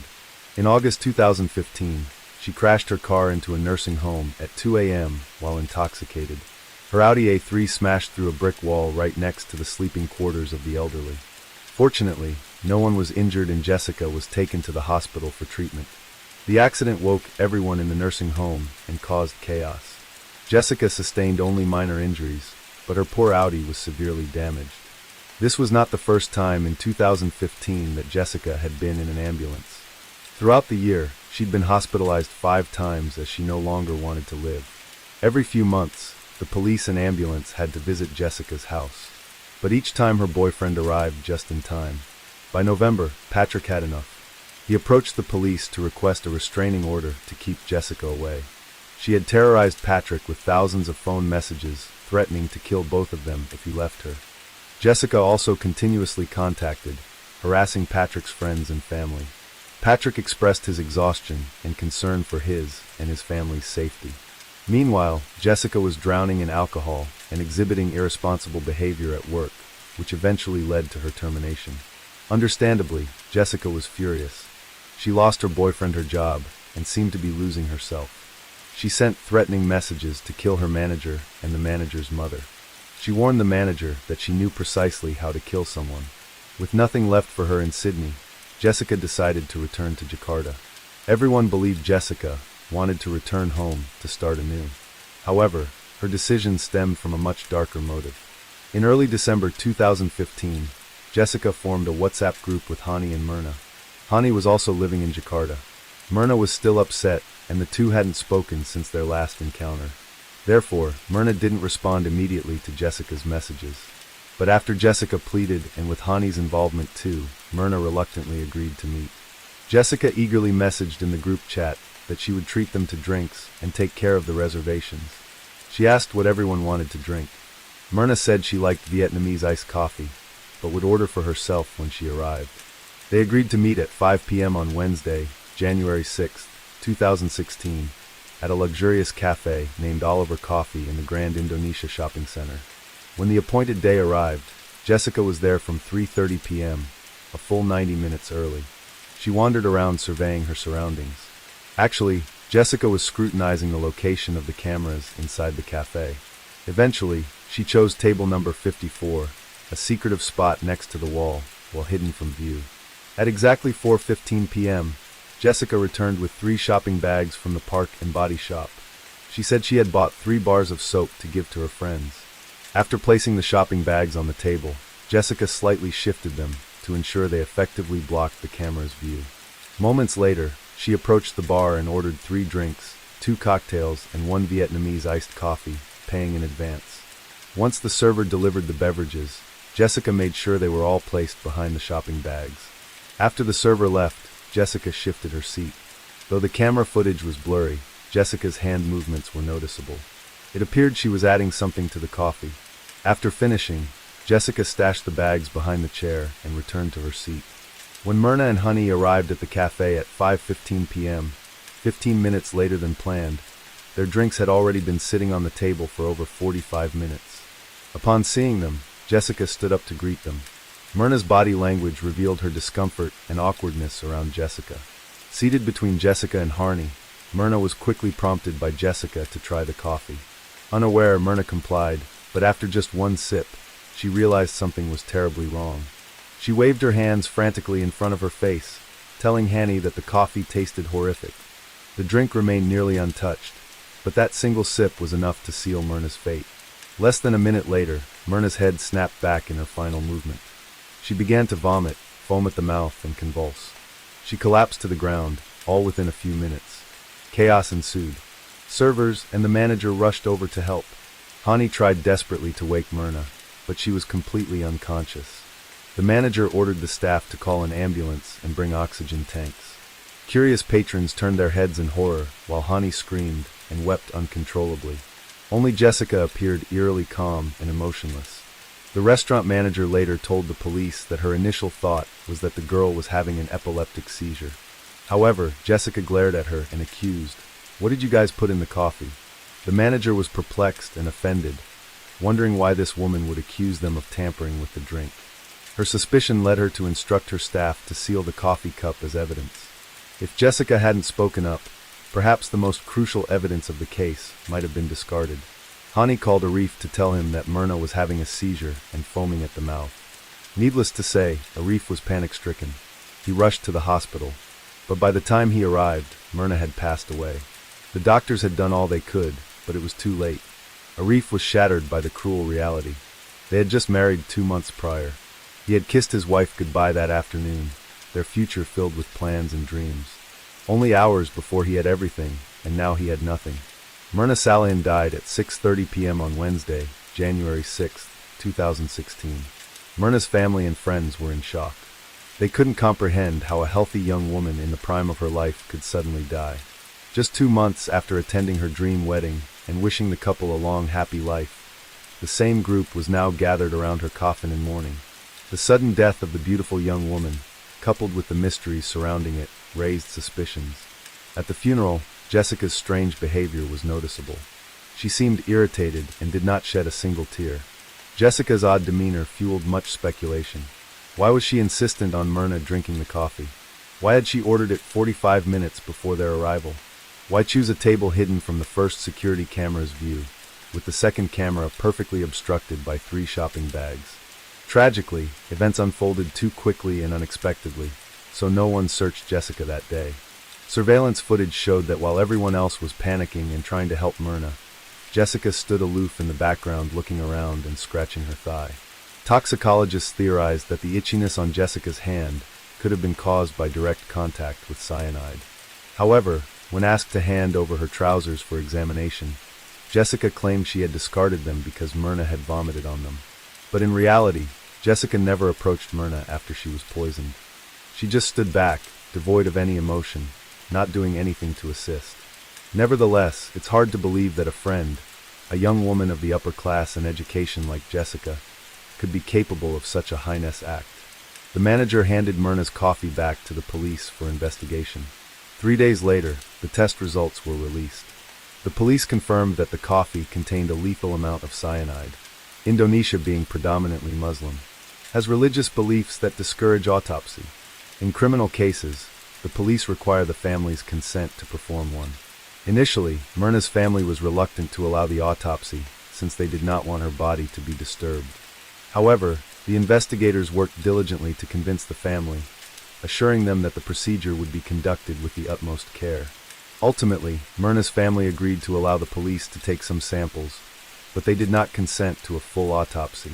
On the evening of Saturday, January 9th, 3 days after Myrna's death, the autopsy was carried out, and the findings were concluded the following morning. The results showed that Myrna's stomach had bled and contained a small amount of cyanide. However, the toxicology tests revealed no presence of cyanide in other parts of her body. Thanks to the prudent decision of the manager to have the staff seal the coffee cup, the police had solid evidence.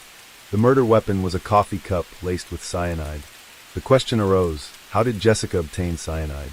Acquiring cyanide legally is not easy, but many believe that Jessica, being highly intelligent, might have purchased it on the black market. Nevertheless, the police found no evidence of Jessica ever acquiring cyanide.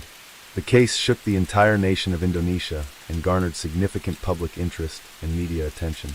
The country followed the case day by day, discussing it as if it were a blockbuster crime thriller. From that point on, numerous unfounded rumors began to spread. After security camera footage rapidly spread on social media, most people suspected Jessica. But the question remained, why? What was her motive? Some speculated that Jessica harbored unrequited feelings for Myrna, deciding on revenge after learning that Myrna had married Eerie. Others suggested Jessica acted out of anger for not being invited to the wedding and seeing Myrna becoming closer to Harney and Vera. Eerie, Myrna's husband, theorized that Jessica was upset because Myrna had advised her to break up with her boyfriend. Meanwhile, Sandy, Myrna's sister, believed that Jessica killed Myrna out of jealousy. She was envious of everything Myrna had that she didn't. Not just wealth, but a loving husband, a happy family, and close friends in Jakarta. However, all these were mere speculations. The true motive behind Jessica's actions might only be known to her. Indonesian police reached out to the Australian authorities to access Jessica's criminal record while she lived in Australia. The Australian laws against capital punishment meant the police agreed to hand over the files on the condition that Jessica would not face the death penalty if found guilty. Indonesian authorities agreed. Jessica's record in Australia was far from clean. She was listed in 13 police reports for offenses such as threatening others' lives, driving under the influence, and having her ex-boyfriend apply for a restraining order against her. On June 15, 2016, 6 months after Myrna's death, the trial of the century commenced at the Central Jakarta Court. Jessica showed no signs of remorse or sadness. In fact, she was the complete opposite. If one were to only look at the footage, they might think this woman had just won the jackpot, rather than being on trial for murder. Jessica appeared radiant, smiling broadly throughout the session, and proudly waving at the press. Clearly, Jessica relished being the center of attention. Throughout the trial, Jessica consistently responded with a calm demeanor and smiled at the judge. She seemed very confident she would be acquitted. Her wealthy family had hired more than 15 of Indonesia's best lawyers to defend their daughter. The defense team argued that cyanide was not found in Myrna's liver, lungs, or urine. Only a small amount of cyanide was detected in her stomach, which they suggested could have been produced by the body post-mortem. They also argued that the exact cause of death could only be determined by a full autopsy, whereas the examiners had only taken tissue and fluid samples for study, not performing a comprehensive autopsy. Jessica's lawyers suggested that her death could have been due to an undiagnosed illness. The police, however, had never proven that Jessica possessed cyanide. On October 5, 2016, the courtroom was packed with spectators, and the nation held its breath as the jury delivered its final verdict. Ultimately, Jessica was found guilty and sentenced to 20 years in prison. The courtroom erupted in applause and sighs of relief because of the agreement with Australian police. So Jessica escaped the death penalty by firing squad. For the average Indonesian citizens observing the lives of the ultra-rich like Jessica and Myrna, it became evident that even the wealthy could be unhappy and have their problems. Following the case, Vietnamese iced coffee seemingly became the city's most popular beverage, found in cafes all over. However, it also carried with it a dark tale no one wished to remember. Story 7. In 2017, one of the most widely publicized criminal cases involved a man named David Anthony Kaczynski, often referred to as the Unabomber. While his case was initially connected to crimes from a previous decade, it was in 2017 that his criminal activities came to the forefront once again due to new investigations. David was a 49-year-old man living in a secluded cabin in the woods of Montana. His quiet demeanor and solitary lifestyle were a stark contrast to the shocking and violent acts he had committed earlier in his life. David Kaczynski was born in Chicago, Illinois, and had grown up in an affluent and highly educated family. He was intelligent, with an interest in mathematics and science, but also exhibited signs of social isolation. After attending prestigious universities and working in various fields, he became increasingly disillusioned with modern society, which he believed was deeply corrupt and destructive. This belief ultimately led him down a dark path of violent extremism. For many years, Kaczynski had lived a quiet life, but beneath the surface, he was plotting one of the most terrifying bombing campaigns in American history. Between 1978 and 1995, he had sent a series of homemade bombs to various individuals, resulting in multiple deaths and injuries. His primary targets were university professors, airline executives, and anyone he deemed responsible for the rise of technology and industrialization. By 2017, Kaczynski had been serving his life sentence in prison, where he was held without the possibility of parole. However, new investigations into his past and his motivations were being revived, leading to a renewed public interest in his case. Through interviews with experts, it became clear that Kaczynski's actions were driven by a deep ideological conviction, one that he believed justified the violence he unleashed upon innocent people. This would become a central focus of discussions about his crimes and the reasons behind them. In the years following his capture, investigators were able to uncover more about Kaczynski's background and his motivations. His manifesto, titled Industrial Society and Its Future, was published in 1995, just before he was caught. In the manifesto, Kaczynski argued that technological progress was harmful to human freedom and that society should return to a simpler, pre-industrial way of life. These radical views led him to carry out his bombings as a means of drawing attention to his cause. The document, which was widely discussed and analyzed, helped explain his twisted reasoning for the attacks. While Kaczynski's bombings were horrific and left a lasting impact on the victims and their families, his case became a topic of fascination for many. Some wondered whether his actions could be justified by the ideology he espoused, while others condemned him as a dangerous extremist who had taken his beliefs to violent extremes. Despite the years that had passed, Kaczynski remained a symbol of the dark side of radicalism and the lengths to which some individuals would go in order to express their dissatisfaction with the world. The year 2017 saw a renewed focus on Kaczynski's actions, as new documentaries, books, and articles were published exploring his life and the ideology that drove him. His story was not just a tale of a disturbed individual, but also a reflection of the tensions and anxieties that many people in modern society feel about the rapid pace of technological change. Kaczynski's case remains a chilling reminder of the dangers of extremism and the destructive consequences it can have. The story of David Kaczynski and his criminal activities spans nearly 2 decades, beginning in 1978, long before his capture in 1996. His path toward becoming one of the most infamous domestic terrorists in modern American history began quietly, though his first steps were marked by deep ideological convictions that led him to a life of violence. His early life was far from the life of a criminal. He was highly intelligent, achieving academic success, and initially pursued a career in mathematics and philosophy. However, Kaczynski's increasing alienation from society and growing resentment toward technological progress drove him down a darker path. The first known bombing linked to Kaczynski took place in 1978. Kaczynski, using the pseudonym the Unabomber, began his campaign of terror with a bomb that targeted a university professor. The bomb was mailed to the professor's office, but it caused no fatalities. The motive behind this attack was unclear at the time, but it was only the beginning of a violent streak that would persist for nearly 2 decades. Over the years, Kaczynski would continue to send bomb after bomb, targeting those he believed were responsible for the development of the technologies that he felt were eroding human freedom. In total, Kaczynski was responsible for 16 bombings over a 17-year period, resulting in 3 deaths and injuring 23 others. His bombs were carefully crafted, often disguised as everyday items like packages or books, designed to detonate when opened. This unpredictability added to the terror and fear that gripped the public, as the police had little information to go on. The bombings appeared random, and no clear pattern emerged at first. It wasn't until 1985 that investigators identified the connection between several of the bombings, as Kaczynski's meticulous bombing methods became more evident. The first breakthrough in the investigation came in 1987, when Kaczynski's bomb exploded in the hands of a university professor in California, causing serious injuries. This particular bombing helped the authorities piece together a profile of the suspect. They were able to establish a common thread among the victims. Each had some connection to technological fields or institutions that Kaczynski despised. From this, investigators began to theorize that the motive behind the bombings was rooted in an anti-technology ideology, though they had no evidence to link the bombings to any particular individual.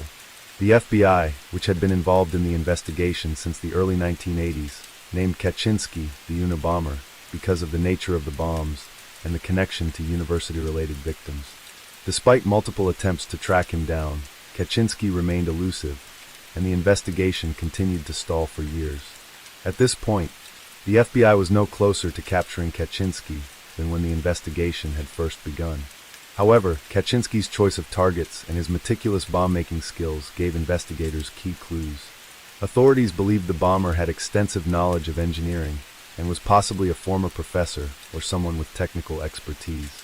Throughout the 1990s, as the bombings continued, Kaczynski's rage against the increasing presence of technology in everyday life grew stronger. He became convinced that industrial society was leading humanity down a path of irreversible harm, and that a radical change was necessary to prevent the collapse of civilization. To further his cause, Kaczynski wrote his infamous manifesto, Industrial Society and Its Future. In it, he outlined his belief that technological progress was fundamentally harmful to human freedom, and he argued that society needed to be dismantled and rebuilt from the ground up, without reliance on technology. In 1995, Kaczynski sent a letter to several major newspapers, offering to cease his bombing campaign if they published his manifesto in full. The decision to make this demand was a calculated one. Kaczynski believed that by publicly airing his beliefs, he could spark a wider debate about the dangers of modern technology. The media, after much deliberation, agreed to his terms, and the manifesto was published in the Washington Post and the New York Times. Kaczynski's manifesto became a focal point of the public's attention, and its contents were widely debated. Some readers sympathized with his views, and the manifesto garnered significant attention in intellectual circles. However, for the majority of the public, it only served to underline the danger of his actions. By the time the manifesto was published, Kaczynski had already claimed several victims, and his reputation as a domestic terrorist was solidified. His attack on the public's understanding of technology and the future of humanity was a stark reminder of the dangers of extremist ideologies. The publication of the manifesto also proved to be a turning point in the investigation. It was a call to action for law enforcement, but it was also a cry for attention from Kaczynski himself. While the manifesto brought Kaczynski some degree of infamy, it also served as the catalyst for his eventual downfall. In the years following the manifesto's publication, the FBI launched an intensive search for Kaczynski. The authorities began to focus on potential suspects who had knowledge of bomb-making and had possibly lived in seclusion. The breakthrough came when Kaczynski's brother, James Kaczynski, recognized the writing style in the manifesto. He became convinced that the man behind the bombings was his brother David, whom he had not been in contact with for many years. James was initially reluctant to come forward, but he eventually contacted the FBI with his suspicions. This tip proved to be crucial. In 1996, after a series of investigations, David Kaczynski was arrested in his remote cabin in Montana. The arrest was the result of a combination of James's tip, the publication of the manifesto, and years of painstaking investigative work by law enforcement. Kaczynski's capture ended a 17-year-long search and marked the beginning of his trial. The media coverage surrounding his arrest was immense. The public was shocked by the revelation that a man who had once seemed like a quiet, intellectual recluse could be responsible for such violence. At his trial, Kaczynski pleaded guilty to all charges and was sentenced to life in prison without the possibility of parole. His trial brought attention to the disturbing nature of his ideology, which was shaped by a combination of personal grievances and radical beliefs about society and technology. In the years following his conviction, Kaczynski's case became a case study in radicalization, as experts sought to understand the mental and emotional factors that led him to commit such horrific acts. It also raised important questions about the role of ideology in justifying violence, and the lengths to which some individuals will go to make their voices heard in a society that they feel has abandoned them. Despite his incarceration, Kaczynski's name continues to be associated with the dangers of extremism, and his actions remain a chilling reminder of the destructive power of an unyielding belief in radical ideas. The aftermath of David Kaczynski's capture and conviction raised numerous questions that continue to fuel debates surrounding his crimes, his motives, and the ideological underpinnings of his actions. The Unabomber's bombing spree was not merely a series of isolated violent acts, but the culmination of a deeply ingrained belief system that led to a campaign of terror against individuals whom Kaczynski perceived as perpetrators of societal degradation. His crimes exposed the dangerous intersection of radical ideas and violent behavior, a theme that has resonated in the years following his arrest. One of the most enduring aspects of Kaczynski's case was his manifesto, Industrial Society and Its Future. The manifesto provided insight into his mindset and revealed his fundamental belief that technology and industrialization were leading to the destruction of human autonomy and the natural world. Kaczynski argued that technological progress was a universal force that controlled and exploited human lives, and that only a total rejection of industrial society could prevent the inevitable collapse of human freedom. His radical stance, however, was paired with a deep sense of paranoia and frustration. Kaczynski felt that his personal experiences and struggles with society had validated his views, reinforcing his desire to seek out violent solutions. Despite his conviction, some intellectuals and commentators expressed sympathy for Kaczynski's critique of modernity, pointing to the growing concerns over the dehumanizing effects of technology, consumerism, and environmental destruction.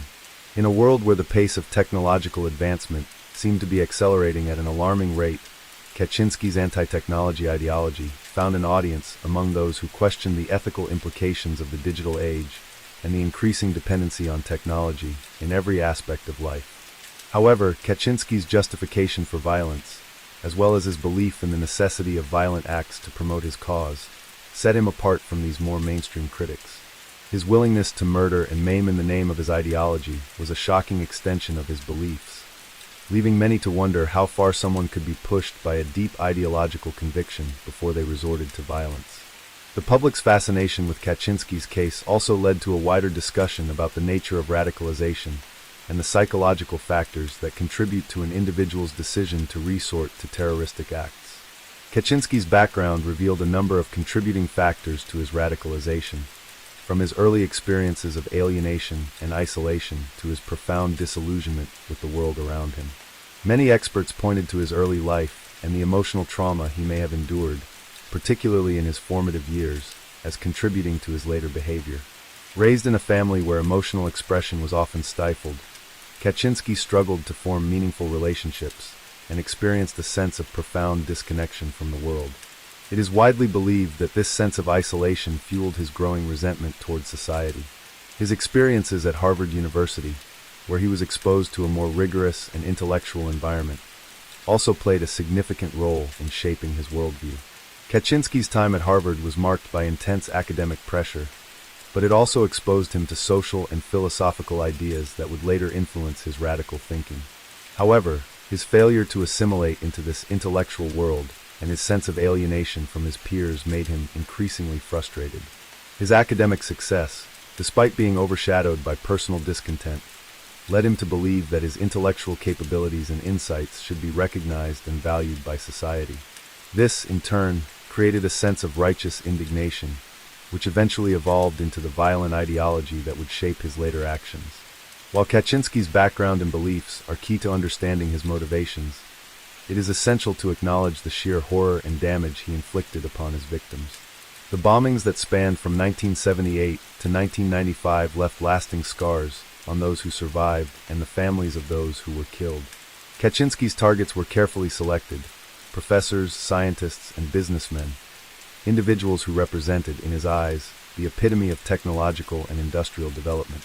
His rationale for targeting these individuals was that they were responsible for shaping a world where technology was advancing rapidly, leading to the erosion of human freedoms. The victims of Kaczynski's bombings were often chosen for their professional roles and positions within academia or industry. They were, in his mind, symbols of the technological world he sought to destroy. Among the injured were a number of prominent figures in academia, and the fatalities included a young advertising executive and a respected professor. The pain inflicted on the victims and their families cannot be overstated. Kaczynski's victims were not faceless or abstract. Each had a life and a family, and his actions caused untold suffering to those who were left behind. His campaign of terror thus served as a reminder of the human cost of radical ideologies and the devastating consequences of taking violent action to promote a cause. When Kaczynski's arrest took place in 1996, it marked the end of a long and harrowing chapter for his victims and for the public. His capture, following the crucial tip from his brother, was a moment of relief, but it also forced the nation to confront uncomfortable questions about the nature of ideological extremism and the fragility of individual mental health. The arrest of Kaczynski did not resolve the broader issues he raised, such as the environmental impact of industrialization, the ethical considerations of technological advancements, or the societal consequences of unchecked progress. Instead, his case brought these issues into sharper focus, serving as a stark reminder that radical responses to these concerns could have deadly consequences. Following his conviction, Kaczynski was sentenced to life imprisonment without the possibility of parole. He spent the remainder of his days in a high-security prison, his days of activism and bombings now behind him. His case, however, continued to provoke thought and discussion about the intersections of ideology, violence, and the limits of personal freedom in an increasingly complex and interconnected world. As new technologies emerged and society grappled with the ethical dilemmas posed by artificial intelligence, genetic engineering, and environmental crises, Kaczynski's warning against the unchecked advance of technology remained relevant. Yet his actions, his choice to resort to violence in the name of a cause, served as a cautionary tale about the dangers of extreme thought and the perilous path that can arise from believing that violence is justified in the pursuit of ideological purity. While David Kaczynski's story has faded from the front pages of newspapers in recent years, it continues to live on in discussions about the causes of domestic terrorism, the role of technology in society, and the lengths to which a radicalized individual might go to achieve their vision. The chilling reality of Kaczynski's actions serves as a stark reminder of the power of ideas, the complexity of human psychology, and the catastrophic consequences when both converge in the pursuit of violent extremism. Story 8. In 2012, one of the most notorious and deeply tragic criminal cases in recent memory unfolded in Aurora, Colorado.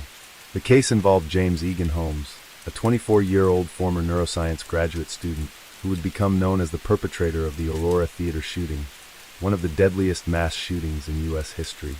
Holmes, a man who had once been described as intelligent and promising, would carry out a premeditated and horrific attack at a midnight screening of the film The Dark Knight Rises, leaving 12 dead and 70 injured. James Holmes had been born on December 13, 1987, in San Diego, California. Growing up in a suburban middle-class family, he was often described as an intelligent child who performed well academically. However, it was his ability to blend into society, his seemingly normal life, and his calm, quiet demeanor that would later make his criminal actions even more disturbing. Holmes was not known to have a history of criminal activity, and he had no prior involvement in violence before the shooting, which made the attack even more difficult for those around him to comprehend. Holmes attended the University of Colorado, where he pursued a PhD in neuroscience. During his time at the university, he was known as a quiet, isolated individual, but he was still seen as highly capable in his academic work. Despite these academic achievements, Holmes' personal life began to deteriorate, marked by increasing social isolation and difficulty in his academic career. He started to withdraw from friends and family, his interactions with others growing more strained. Around the time of the shooting, Holmes had dropped out of his graduate program and was struggling with a range of personal issues. Some accounts from friends and colleagues mentioned his deteriorating mental health, including increasing signs of depression and paranoia. Holmes, who had previously appeared as a promising student, became deeply disturbed, and it seemed that something dark was brewing beneath the surface. The fact that Holmes had chosen a public setting for his crime added an element of unpredictability and terror to his actions.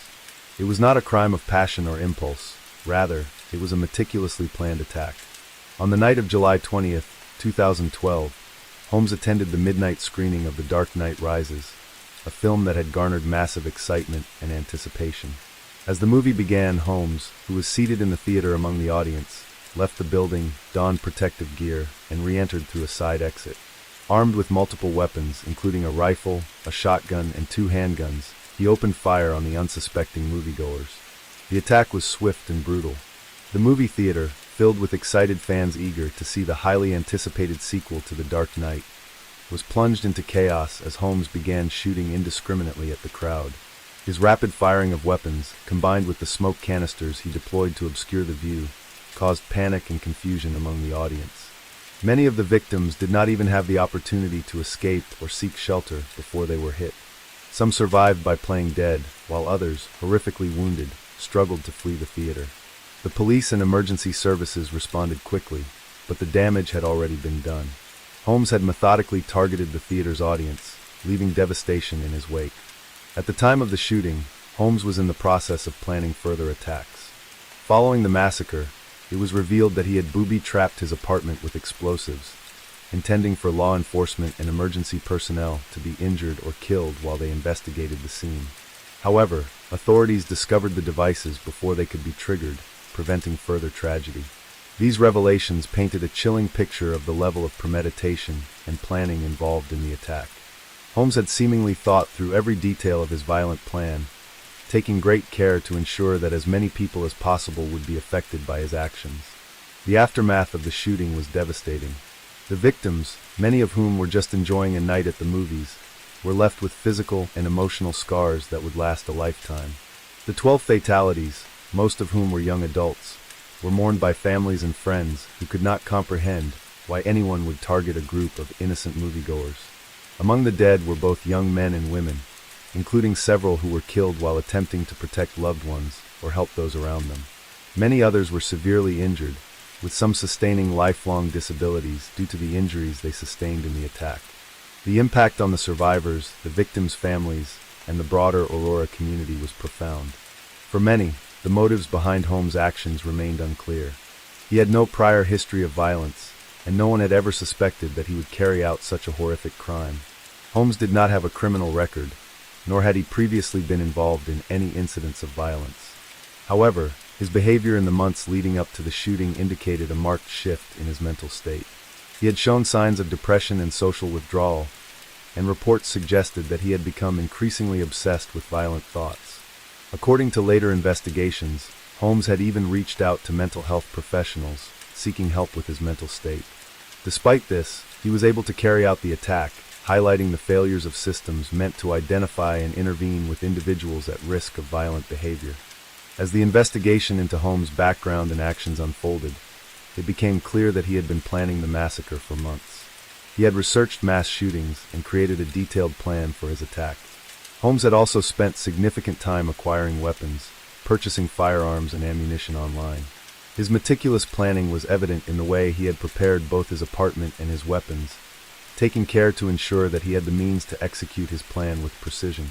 Holmes' obsession with violent imagery, including the use of masks and references to the villainous character of the Joker from the Batman series, seemed to further fuel the psychological and ideological foundation of his attack.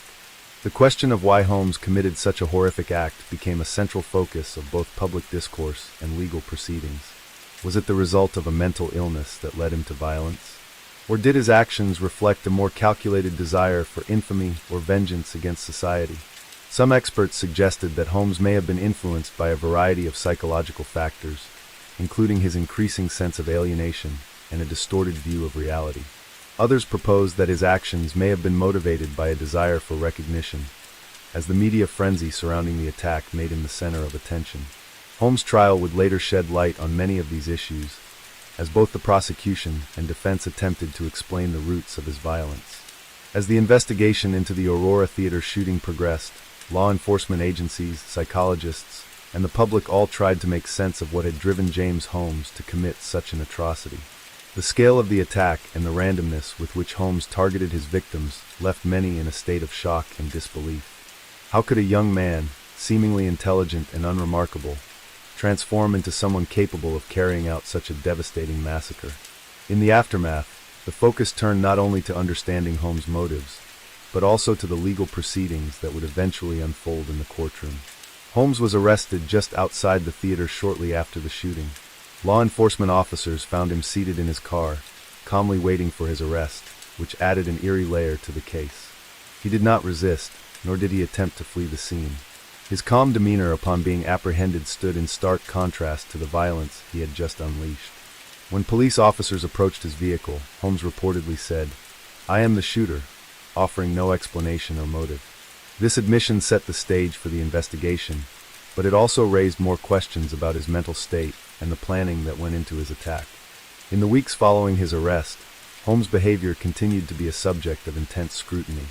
He was initially held in solitary confinement at the Arapahoe County Jail, and during this period, he was evaluated by mental health professionals. These evaluations were crucial, as they would help determine whether Holmes was competent to stand trial, or whether he was suffering from a mental illness that might affect his culpability. The defense team, in particular, focused on the idea that Holmes had a severe mental illness, specifically schizophrenia, which they argued played a central role in his actions. This defense strategy would frame the trial and shape the way the public and the legal system viewed Holmes. Holmes' legal defense team worked to paint a picture of a man struggling with profound mental health issues, arguing that he had been slowly unraveling in the months leading up to the attack. His descent into mental illness was evident in his behavior, including his increasing withdrawal from society, bizarre and incoherent statements, and disturbing behavior at the University of Colorado. Holmes' professors and classmates recalled that he had become more withdrawn and erratic in the months before he dropped out of his graduate program. Some of them described his behavior as creepy or weird, but none of them saw any immediate signs of violence. His emails and online presence were full of disturbing and dark thoughts, some of which hinted at his violent fantasies. However, no one seemed to think that he was capable of the kind of massacre he eventually carried out. While the defense claimed that Holmes suffered from a mental illness, the prosecution maintained that the shooting was a calculated and premeditated act of violence. The prosecution argued that Holmes had meticulously planned the attack, spent months preparing, and even booby-trapped his apartment in an attempt to kill law enforcement officers and first responders. They pointed out that Holmes had specifically chosen the theater as a target, waiting for a large crowd to gather at the midnight screening of The Dark Knight Rises. He had also carefully researched various mass shootings, using information from previous incidents to refine his own plan. The prosecution suggested that this was not the act of a man too mentally ill to understand his actions, but rather the work of someone who was deeply disturbed but fully aware of what he was doing. The prosecution also highlighted the fact that Holmes had planned his attack with a level of precision that suggested a clear intent to cause maximum harm. He purchased his weapons legally, acquiring firearms, ammunition, and explosives in a calculated manner. Holmes had also conducted research into other mass shootings, learning from the mistakes of previous shooters. This made his crime particularly chilling, as it revealed a level of thoughtfulness and deliberation in the planning process that made it seem more like an execution of a personal agenda than the act of someone who was simply reacting to a mental breakdown. Holmes' actions, the way he carefully orchestrated the attack, and the chilling details that emerged from the investigation painted a picture of a man who had been planning this for a long time. He had not simply been a victim of his mental illness, but rather an individual who, for reasons that were still unclear, decided to lash out in the most extreme way possible. His attack seemed to be driven by a deep sense of frustration, anger, and alienation, feelings that were exacerbated by his increasing sense of disconnection from society. The fact that he had no direct personal vendetta against any of the victims added to the randomness and senselessness of the crime. Holmes' victims were simply people enjoying a night out at the movies, and they had no way of knowing that they were about to become part of a horrific tragedy. As the trial progressed, Holmes' mental state became the central issue. The defense argued that his schizophrenia had influenced his thinking and actions, leading him to believe that the shooting was somehow justified.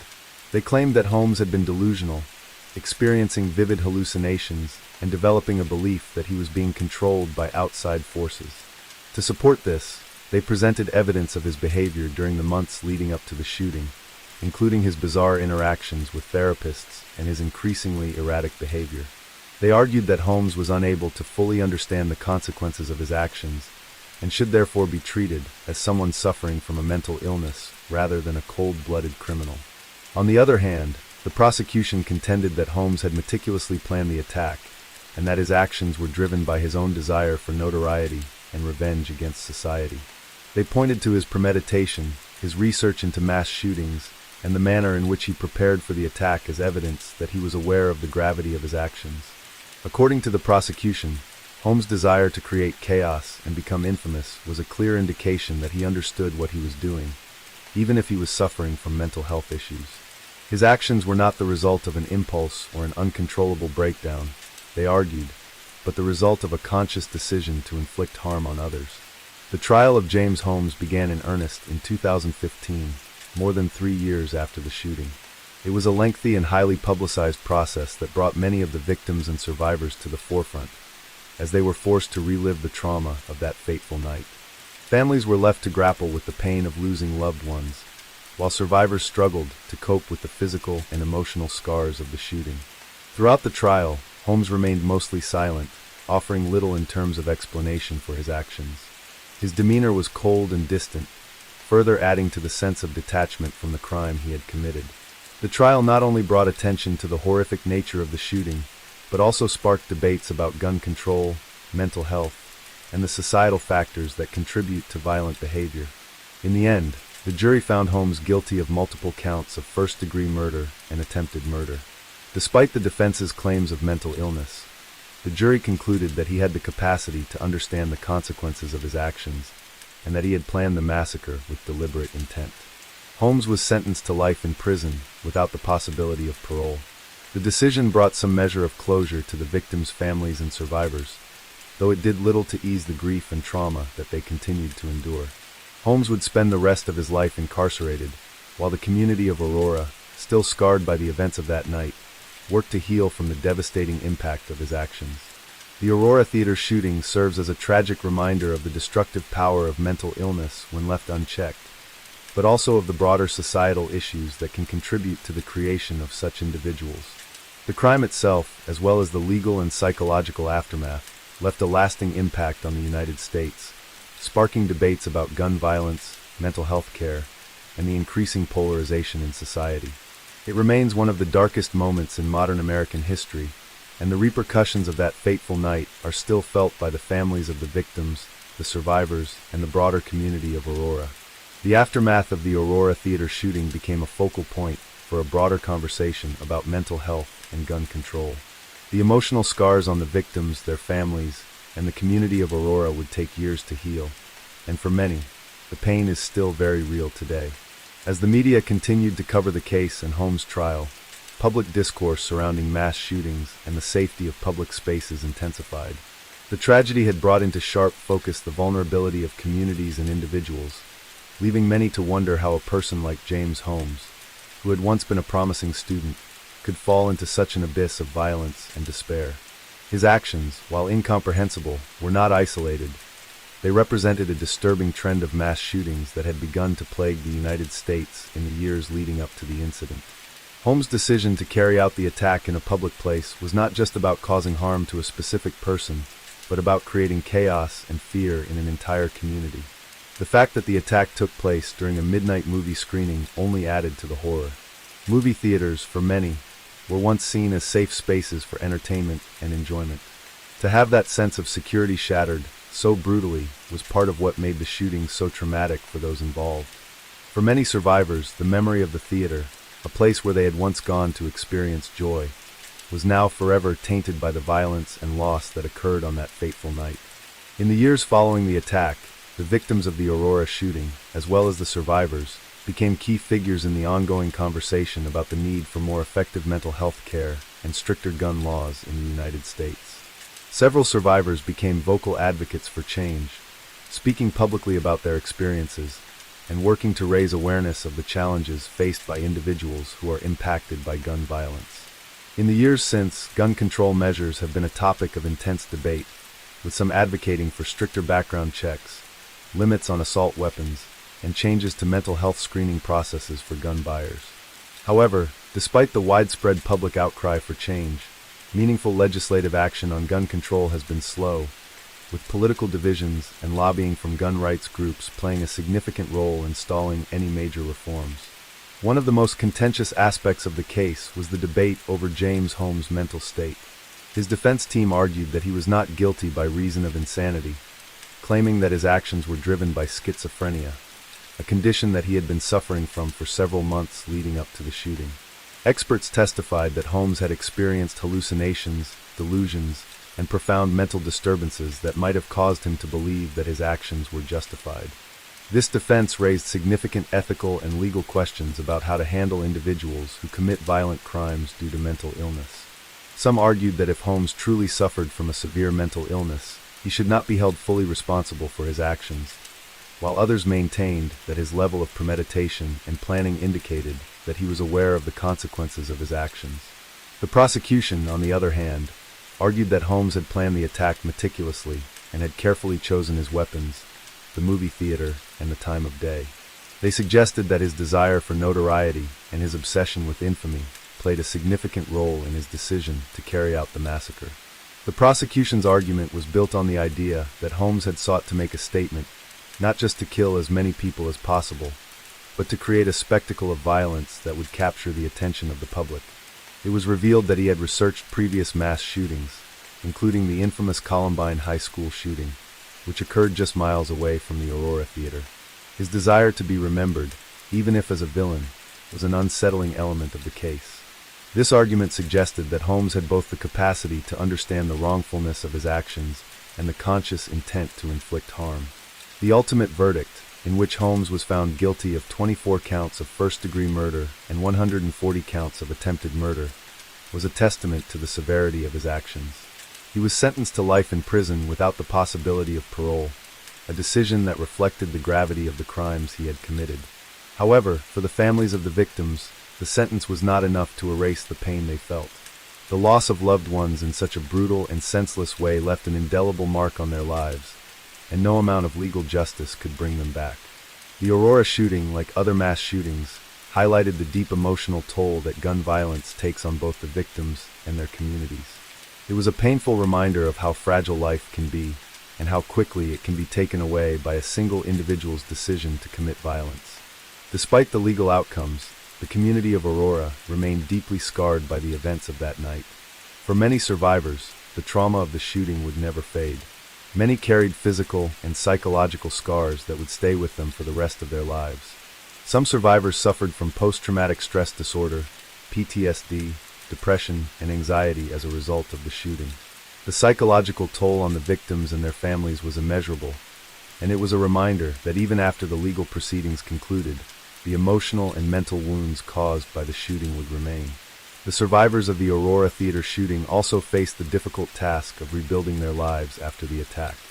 Many struggled with feelings of guilt, survivor's remorse, and fear. The memories of that night haunted them, and the psychological scars they carried often affected their relationships, work, and personal well-being. The trauma they experienced was compounded by the media attention surrounding the case and the intense scrutiny they faced during the trial. Many survivors found solace in speaking out about their experiences, using their voices to advocate for change and to remind the public of the human cost of gun violence. The emotional and social costs of mass shootings extend far beyond the immediate aftermath. Communities that are affected by such violence often undergo significant changes, both in terms of their sense of security and their collective identity. For Aurora, the shooting became a defining moment in the city's history, one that would forever change how people viewed safety in public spaces. The shooting brought out the best and worst of human nature, with acts of bravery and heroism emerging from the chaos, alongside the deep anguish and loss felt by so many. The legal consequences for James Holmes were clear. He was convicted and sentenced to life in prison without the possibility of parole. However, the broader societal questions raised by the shooting remain unresolved. The role of mental illness in mass violence, the accessibility of firearms, and the effectiveness of mental health care systems are issues that continue to be debated in the wake of the tragedy. Holmes' attack may have ended with his imprisonment, but the effects of that night are still felt by the survivors, the families of the victims, and the community of Aurora. In the years following the shooting, efforts were made to support the victims and survivors, including counseling, memorial services, and community outreach programs. However, as time passed, the tragedy gradually faded from the media spotlight, though it remained a painful chapter in the history of mass shootings in the United States. The lessons learned from the Aurora Theater shooting may not have been enough to prevent future tragedies, but they did highlight the need for a more robust approach to both mental health care and gun control. Ultimately, the Aurora Theater shooting serves as a grim reminder of the potential consequences of societal neglect and failure to address the root causes of violence.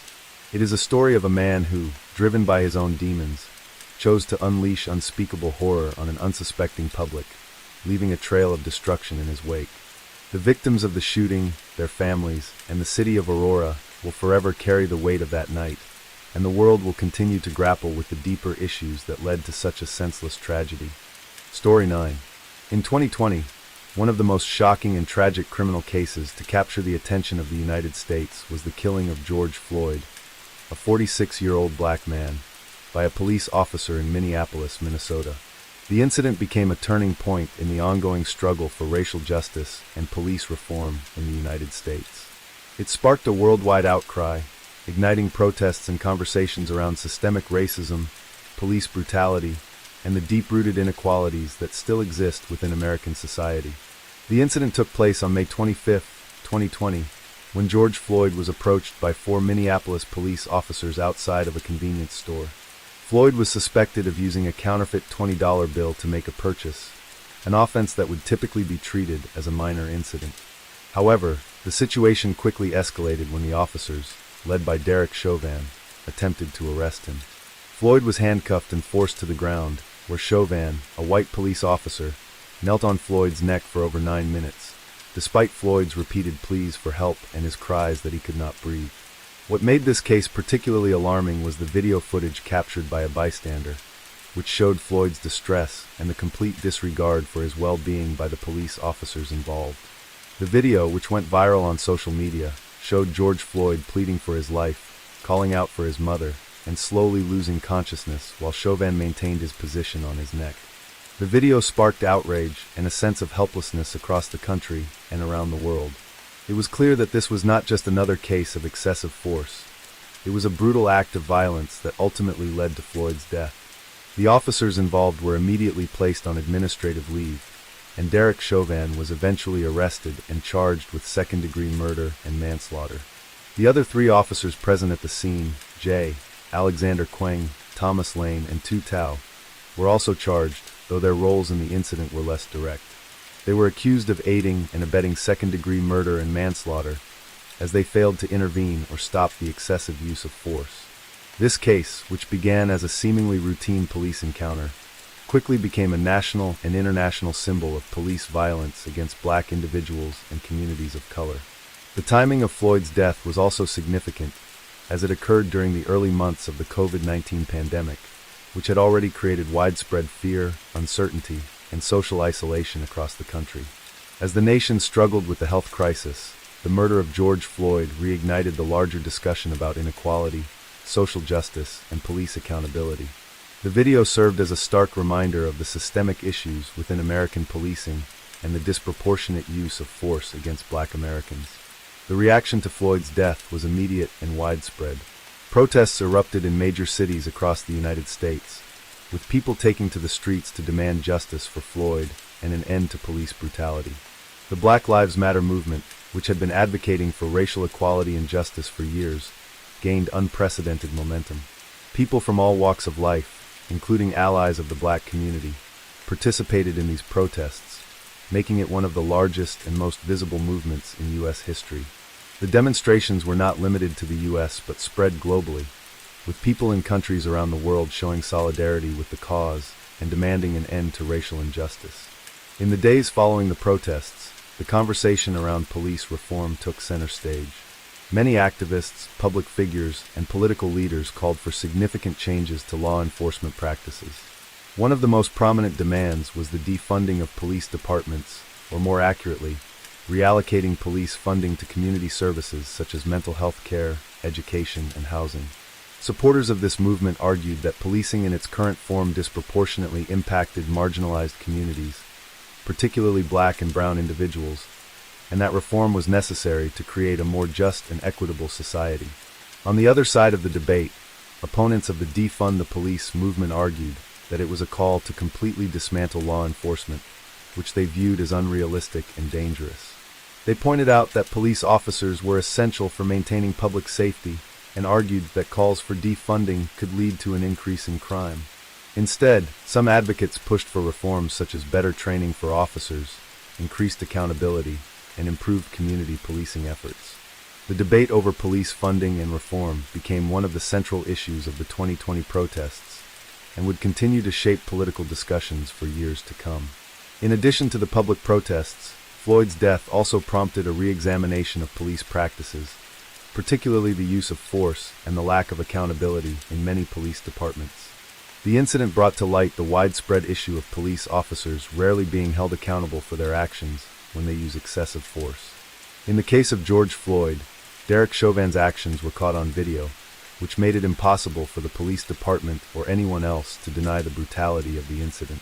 However, despite the overwhelming evidence, it was clear that convictions of police officers involved in killings were not guaranteed. Many feared that Chauvin might escape justice, as had happened in previous high-profile cases of police violence, such as the deaths of Michael Brown, Eric Garner, and Tamir Rice. For those who had long been advocating for justice for Black Americans and an end to police violence, the fight for justice for George Floyd became personal. For many, it was not just a fight for a single individual, but a fight for the countless others who had been victims of police violence and systemic racism over the years.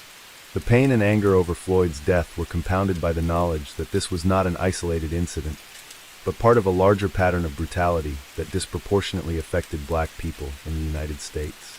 As the nation and the world watched the case unfold, the importance of accountability and transparency in law enforcement became clear.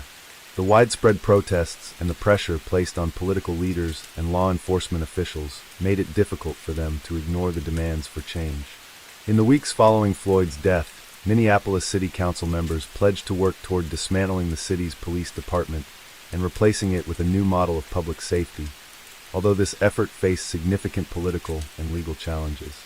Other cities and states followed suit, with some considering changes to police tactics, greater oversight of law enforcement, and new policies aimed at reducing racial disparities in policing. Despite the ongoing protests and widespread calls for reform, the legal process surrounding George Floyd's death moved slowly. The trial of Derek Chauvin was set to begin in early 2021, and it became one of the most closely watched trials in U.S. history. The outcome of the trial was seen as crucial in determining whether police officers who kill unarmed civilians could truly be held accountable for their actions. As the trial loomed, people across the world hoped for justice, but the case was a reminder that the legal system itself was often slow to act, and even when convictions were made, it was not always enough to bring about systemic change. The killing of George Floyd was a defining moment in 2020, not only because of the way it exposed the flaws and injustices within the criminal justice system, but also because of how it united people from all walks of life to stand up for racial equality and justice. Floyd's death became a catalyst for change, one that sparked a movement that would have lasting effects on American society. While the road to meaningful reform would be long, the events of 2020 were a clear indication that the fight for racial justice was far from over, and that the voices of those demanding change could no longer be ignored. As the protests surrounding George Floyd's death continued across the United States and around the world, the calls for justice grew louder and more urgent. What began as a response to a single incident of police brutality evolved into a larger movement challenging systemic racism, inequality, and the broader societal structures that perpetuate these injustices. The public outcry over Floyd's death was fueled by a deep sense of frustration, not just with the police, but with the entire system that allowed such tragedies to occur repeatedly. This moment in history forced a reckoning with the legacy of racism in America and highlighted the deep disparities that exist in virtually every aspect of American life, from policing and the criminal justice system to healthcare, education, and employment. At the heart of the movement was the undeniable and heartbreaking reality that Black Americans, in particular, were disproportionately affected by police violence. For many, the killing of George Floyd was the breaking point, a tragic culmination of decades of racial injustice, discrimination, and brutality that had gone unchecked. The fact that a Black man could be killed in broad daylight, with the world watching, and still not be guaranteed justice spoke to the pervasive nature of racism and the impunity often granted to those who commit acts of violence, particularly when those responsible are law enforcement officers.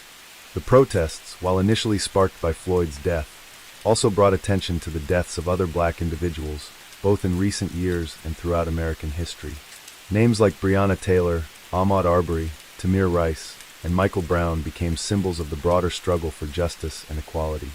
These individuals were just a few of the many victims whose lives were cut short as a result of systemic racism and police violence. The resurgence of the Black Lives Matter movement, which had been founded in response to the killing of Trayvon Martin in 2013, grew exponentially in 2020 as people of all backgrounds joined in solidarity to demand change. The idea of defunding the police became one of the most prominent and controversial demands coming from the protests. While some interpreted this as a call to completely abolish police forces, others clarified that it was a call for a reallocation of funds. Advocates argued that police departments were often overfunded and that resources should be redirected toward community-based services such as mental health support, housing, education, and other social services that could help address the root causes of crime and poverty. The argument for defunding the police was grounded in the belief that the current approach to law enforcement, which often relies on punitive measures and force, was not working to create safer communities or reduce crime. Instead, it was seen as contributing to a cycle of violence and incarceration that disproportionately affected Black and brown communities. Opponents of defunding the police, including many law enforcement officials and political leaders, argued that dismantling police departments or reducing their funding would lead to an increase in crime and chaos.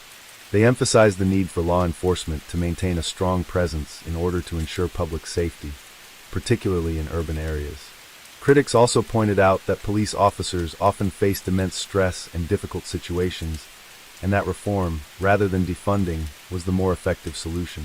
For many, the solution lay in reforming the system, providing better training for officers, increasing accountability, and instituting measures to reduce racial bias within police departments. Despite these differing views, the pressure on local and state governments to take action against police violence was undeniable. In many cities, local governments pledged to reform policing practices, implement new policies, and invest in community-based safety measures. In Minneapolis, where George Floyd was killed, the city council made a public commitment to dismantle the city's police department and replace it with a new model of public safety. This proposal, however, faced significant legal and political obstacles and was met with both support and opposition within the city. While some saw it as a necessary step toward healing and reform, others feared that it would leave communities vulnerable to crime and violence. In addition to the protests and calls for reform, the events of 2020 also led to broader conversations about race and inequality in America. In the wake of Floyd's death, many companies, organizations, and public figures issued statements of solidarity, expressing support for the Black Lives Matter movement and acknowledging the need for change. Corporate America, which had often been reluctant to engage with issues of race and social justice, was suddenly forced to confront its own role in perpetuating inequality. Some companies took concrete actions, such as pledging financial support to racial justice organizations, diversifying their leadership teams, and implementing internal policies to address racial discrimination.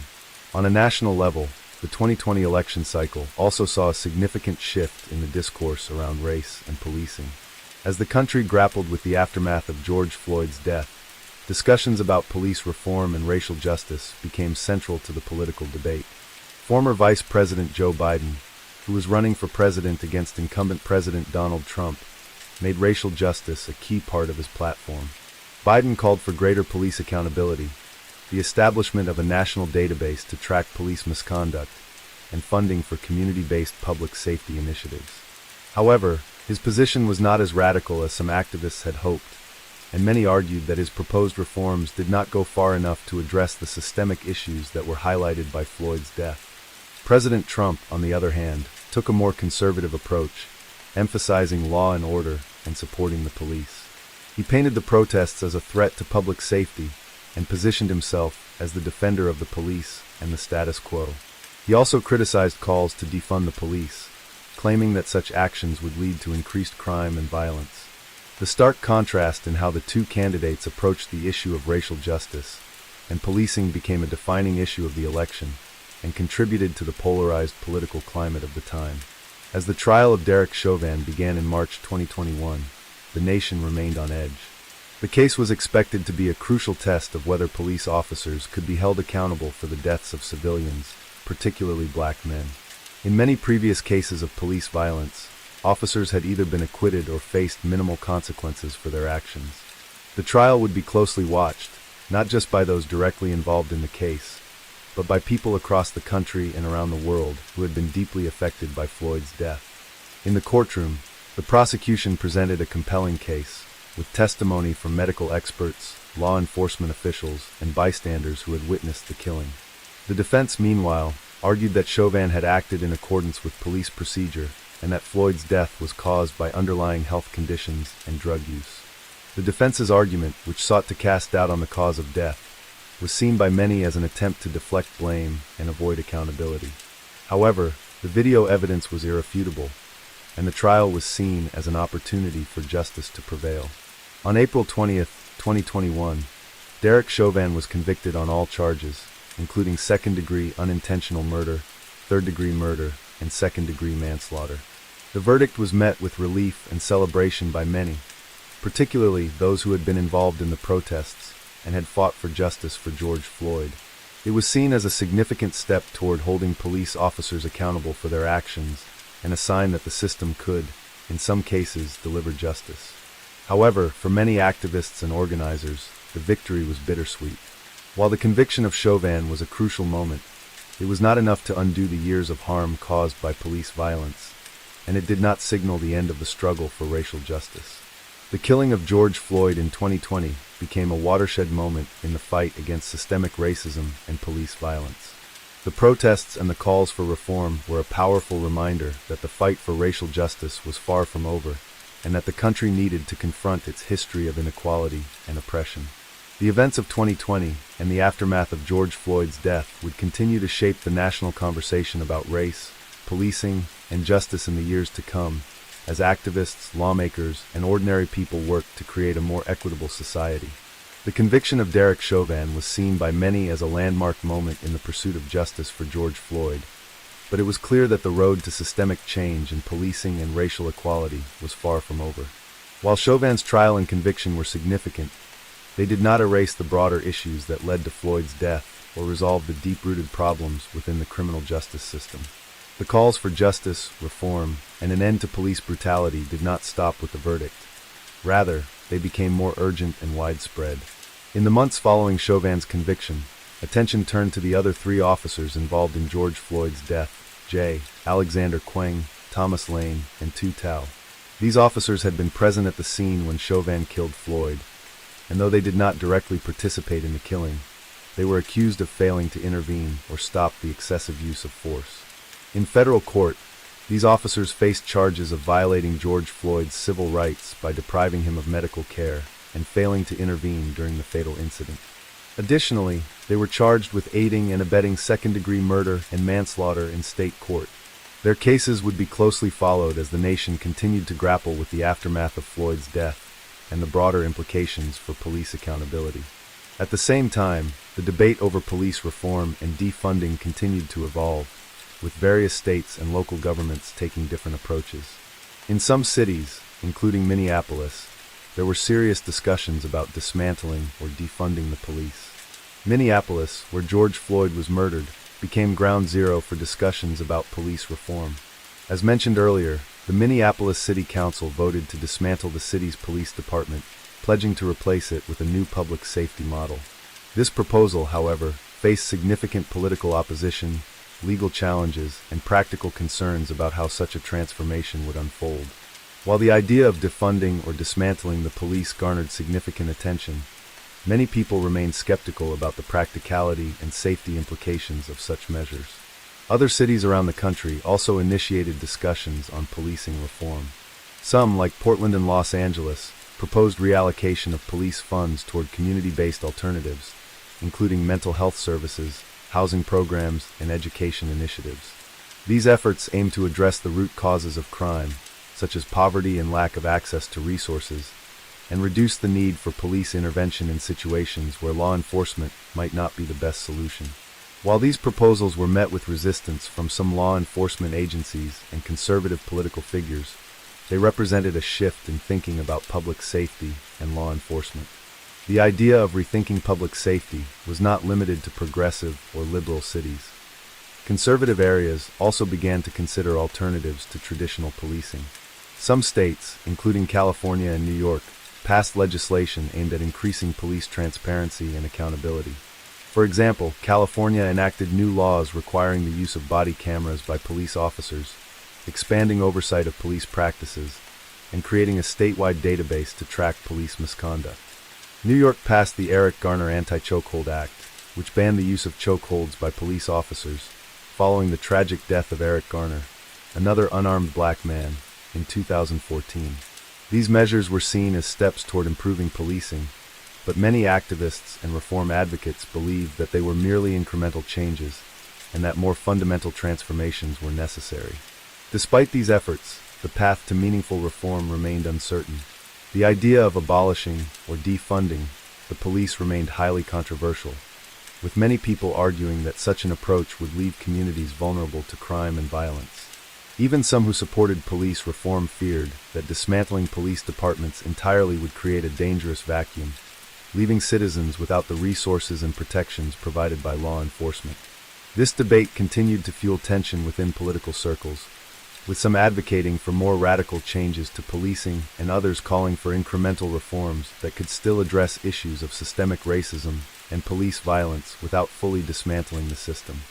The year 2020 was also marked by another tragic event that reignited the conversation about racial injustice and police violence. On August 23, 2020, Jacob Blake, a 29-year-old black man, was shot multiple times in the back by police officers in Kenosha, Wisconsin. Blake was attempting to break up a fight between two women when the police arrived at the scene. As Blake tried to enter his car, officers fired 7 shots into his back, paralyzing him from the waist down. The shooting sparked yet another wave of protests and unrest, particularly in Kenosha, where demonstrations were held to demand justice for Blake and an end to police violence. The incident highlighted the ongoing issue of police use of force and the disproportionate violence inflicted on black people in the United States. Blake's shooting came just months after the killing of George Floyd, further intensifying the national conversation about police violence and racial inequality. Protests erupted once again across the country, with demonstrators demanding that the officers involved in the shooting be held accountable. Similar to Floyd's case, Blake's shooting was captured on video, and the footage once again exposed the brutality of police interactions with black individuals. Blake's case, like Floyd's, became another rallying point for activists who were fighting for a future where people of color could feel safe and protected by law enforcement rather than fearful of it. The violence in Kenosha led to clashes between protesters and armed counter-protesters. One of the most shocking moments during these protests was the shooting of 3 people by Kyle Rittenhouse, a 17-year-old from Illinois, who had traveled to Kenosha armed with an assault rifle. Rittenhouse shot and killed 2 protesters and injured a third, claiming that he was acting in self-defense. His actions further complicated the already tense situation, as debates about gun rights, self-defense, and the use of violence in protests dominated public discourse. Rittenhouse was arrested and charged with multiple counts of murder, and his trial would become another flashpoint in the ongoing culture wars surrounding race, policing, and violence in America. While the legal system took its course in the cases of George Floyd, Jacob Blake, and Kyle Rittenhouse, the protests and activism continued. The issues raised by these incidents were not confined to the specific events themselves, but spoke to broader societal problems. Racial inequality, police violence, the criminal justice system, and the safety of marginalized communities were all part of the same complex web of issues that activists were fighting to address. The summer of 2020, while marked by tragedy and unrest, also gave rise to a renewed commitment to social justice, with people from all walks of life working together to demand change. One of the most significant outcomes of the protests was the increased political engagement of young people, particularly those from communities of color. Many young activists took to social media to organize protests, share information, and raise awareness about racial injustice. This digital activism played a critical role in shaping the narrative around police violence and creating a global movement that transcended national borders.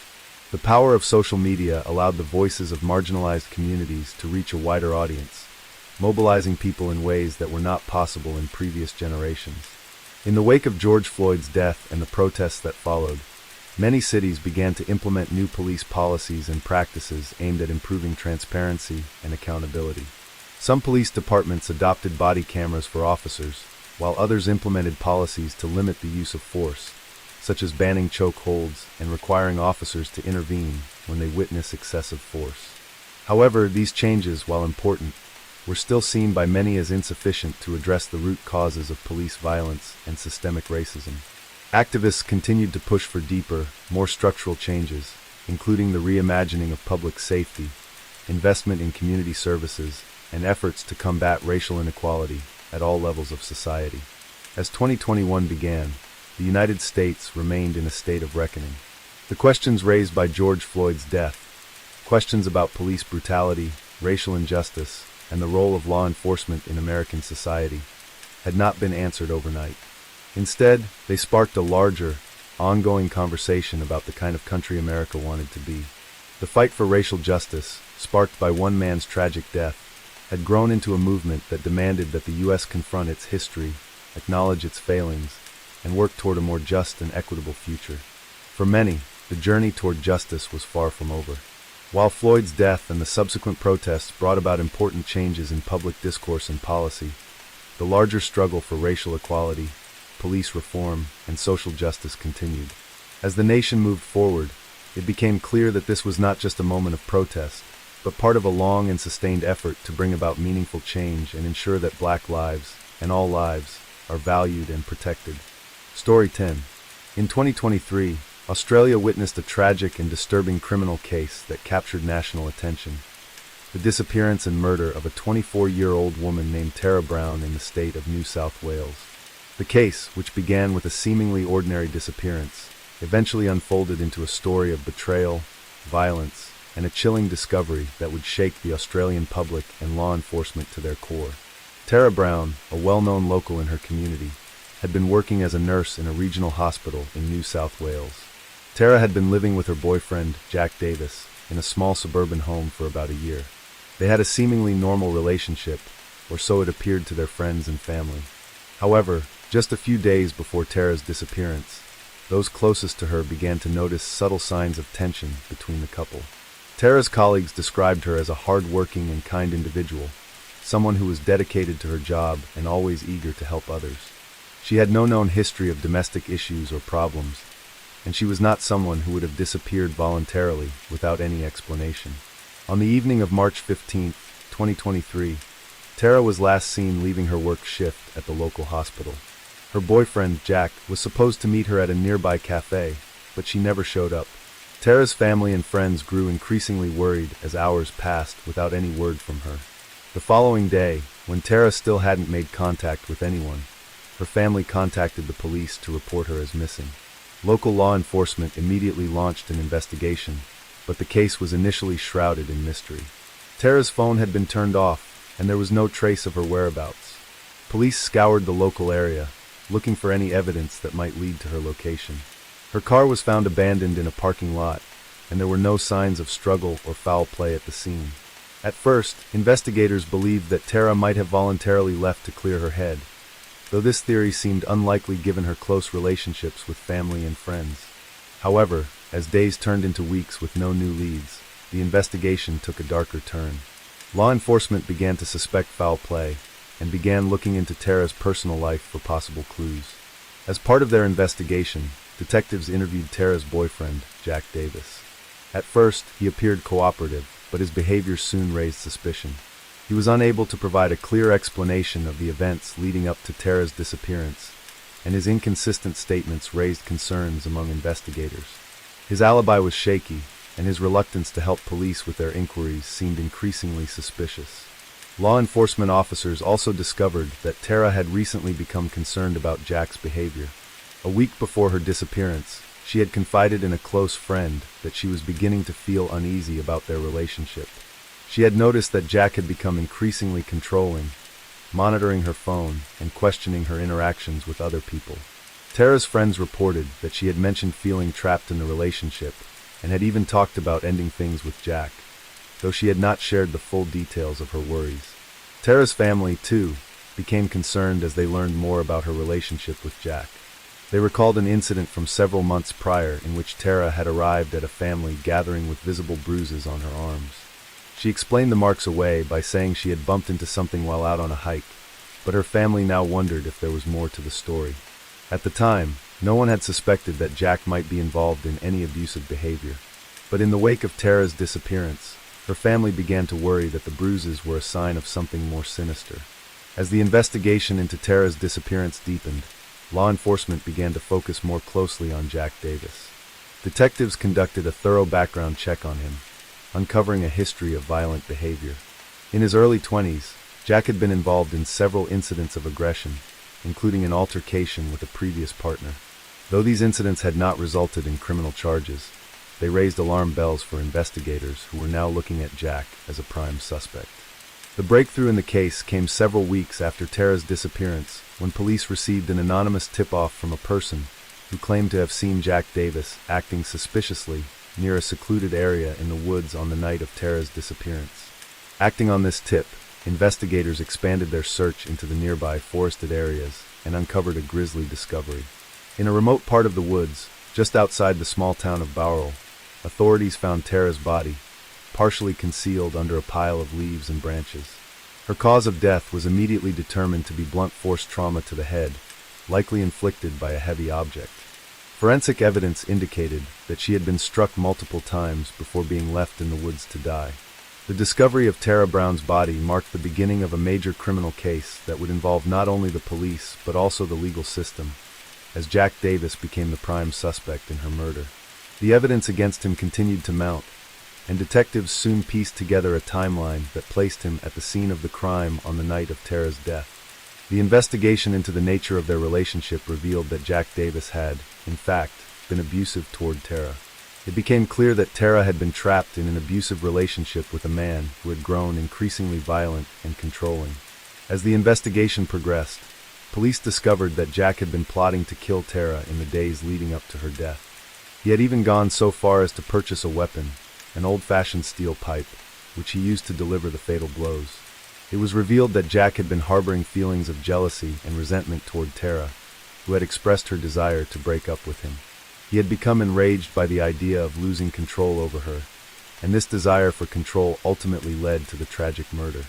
Investigators also uncovered disturbing text messages and recordings from Jack's phone, which revealed that he had been planning to kill Tara for weeks.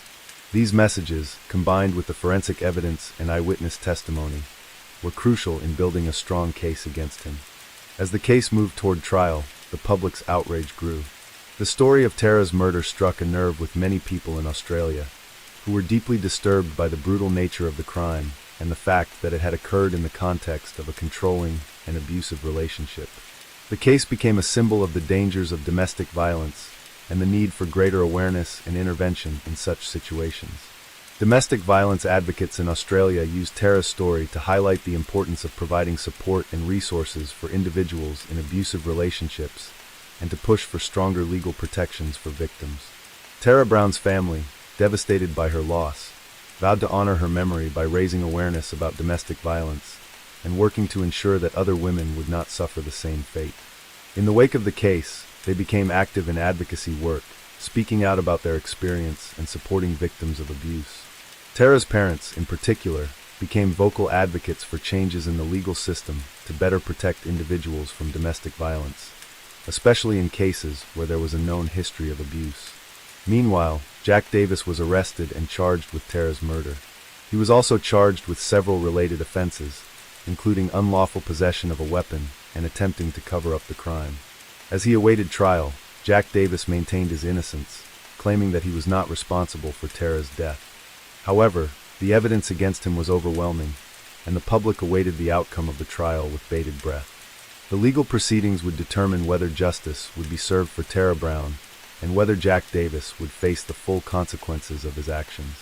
As the case progressed, the media's attention on Tara Brown's murder intensified, with public interest reaching a fever pitch. The tragic story of a young woman, seemingly trapped in an abusive relationship, resonated deeply with many Australians. In the months following the discovery of her body, the prosecution began to build an airtight case against Jack Davis, relying on a combination of forensic evidence, witness testimonies, and his own confessions. The prosecution painted a harrowing picture of a calculated, premeditated murder, driven by jealousy, control, and a distorted sense of possessiveness. In this volatile relationship, Tara had sought to escape, but her efforts were tragically thwarted by her boyfriend's unrelenting desire to dominate and control her. Forensic experts were able to provide crucial insights into the nature of Tara's death. A post-mortem examination revealed that she had been struck at least 6 times with a heavy object, likely the steel pipe that was found near the crime scene. The brutal nature of her injuries indicated that this was not a crime of passion, but a deliberate act of violence. The placement of her body in a secluded area of the woods suggested that Jack had hoped to cover his tracks, attempting to conceal his involvement and make it more difficult for police to find her. However, his actions were ultimately foiled by his own carelessness and the efforts of law enforcement, who were relentless in their pursuit of justice for Tara. A key piece of evidence that linked Jack to the crime was his mobile phone records. The phone records revealed that Jack had been in constant communication with Tara in the days leading up to her disappearance, but he had become more controlling and aggressive as the relationship deteriorated. On the night of Tara's death, Jack's phone records placed him in the area where her body was found. In addition, security camera footage from a nearby gas station showed Jack's car in the vicinity of the woods shortly before the murder occurred. This timeline, corroborated by physical evidence, solidified the case against him. Law enforcement was confident that Jack was responsible for Tara's tragic death.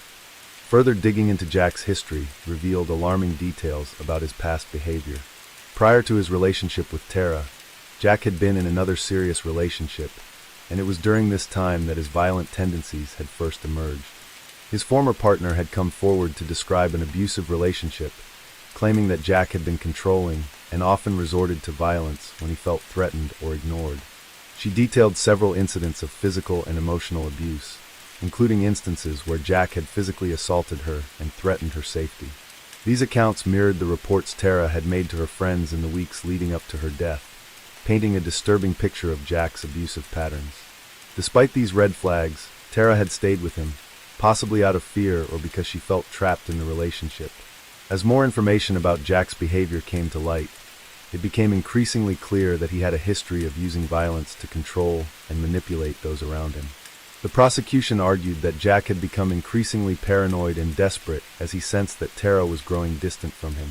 His inability to accept the possibility of losing her, combined with his obsessive need to maintain power, led him to take the ultimate, horrific step. The prosecution suggested that Jack had been plotting Tara's murder for weeks, possibly even months, and that he had used his knowledge of her routine and behavior to carry out the crime. The evidence against Jack grew stronger as more witnesses came forward. Tara's friends described how she had confided in them about her fears and the growing tension in her relationship with Jack. They recalled conversations in which Tara had spoken about wanting to break up with him, but felt unable to do so. It became evident that Jack's controlling behavior had created a toxic and dangerous environment for Tara, leaving her with limited options and a growing sense of fear for her own safety. These accounts from her friends and family painted a picture of a woman who had been deeply conflicted, torn between her desire to escape the relationship and her fear of what Jack might do if she left him. While the prosecution worked to build its case, the defense attempted to cast doubt on Jack's involvement in Tara's death. Jack's legal team argued that there was insufficient evidence to prove beyond a reasonable doubt that he had killed Tara. They claimed that the circumstantial evidence, while compelling, was not enough to convict him. The defense also suggested that Tara's death could have been the result of an accident, a claim that many found difficult to believe given the brutal nature of the crime.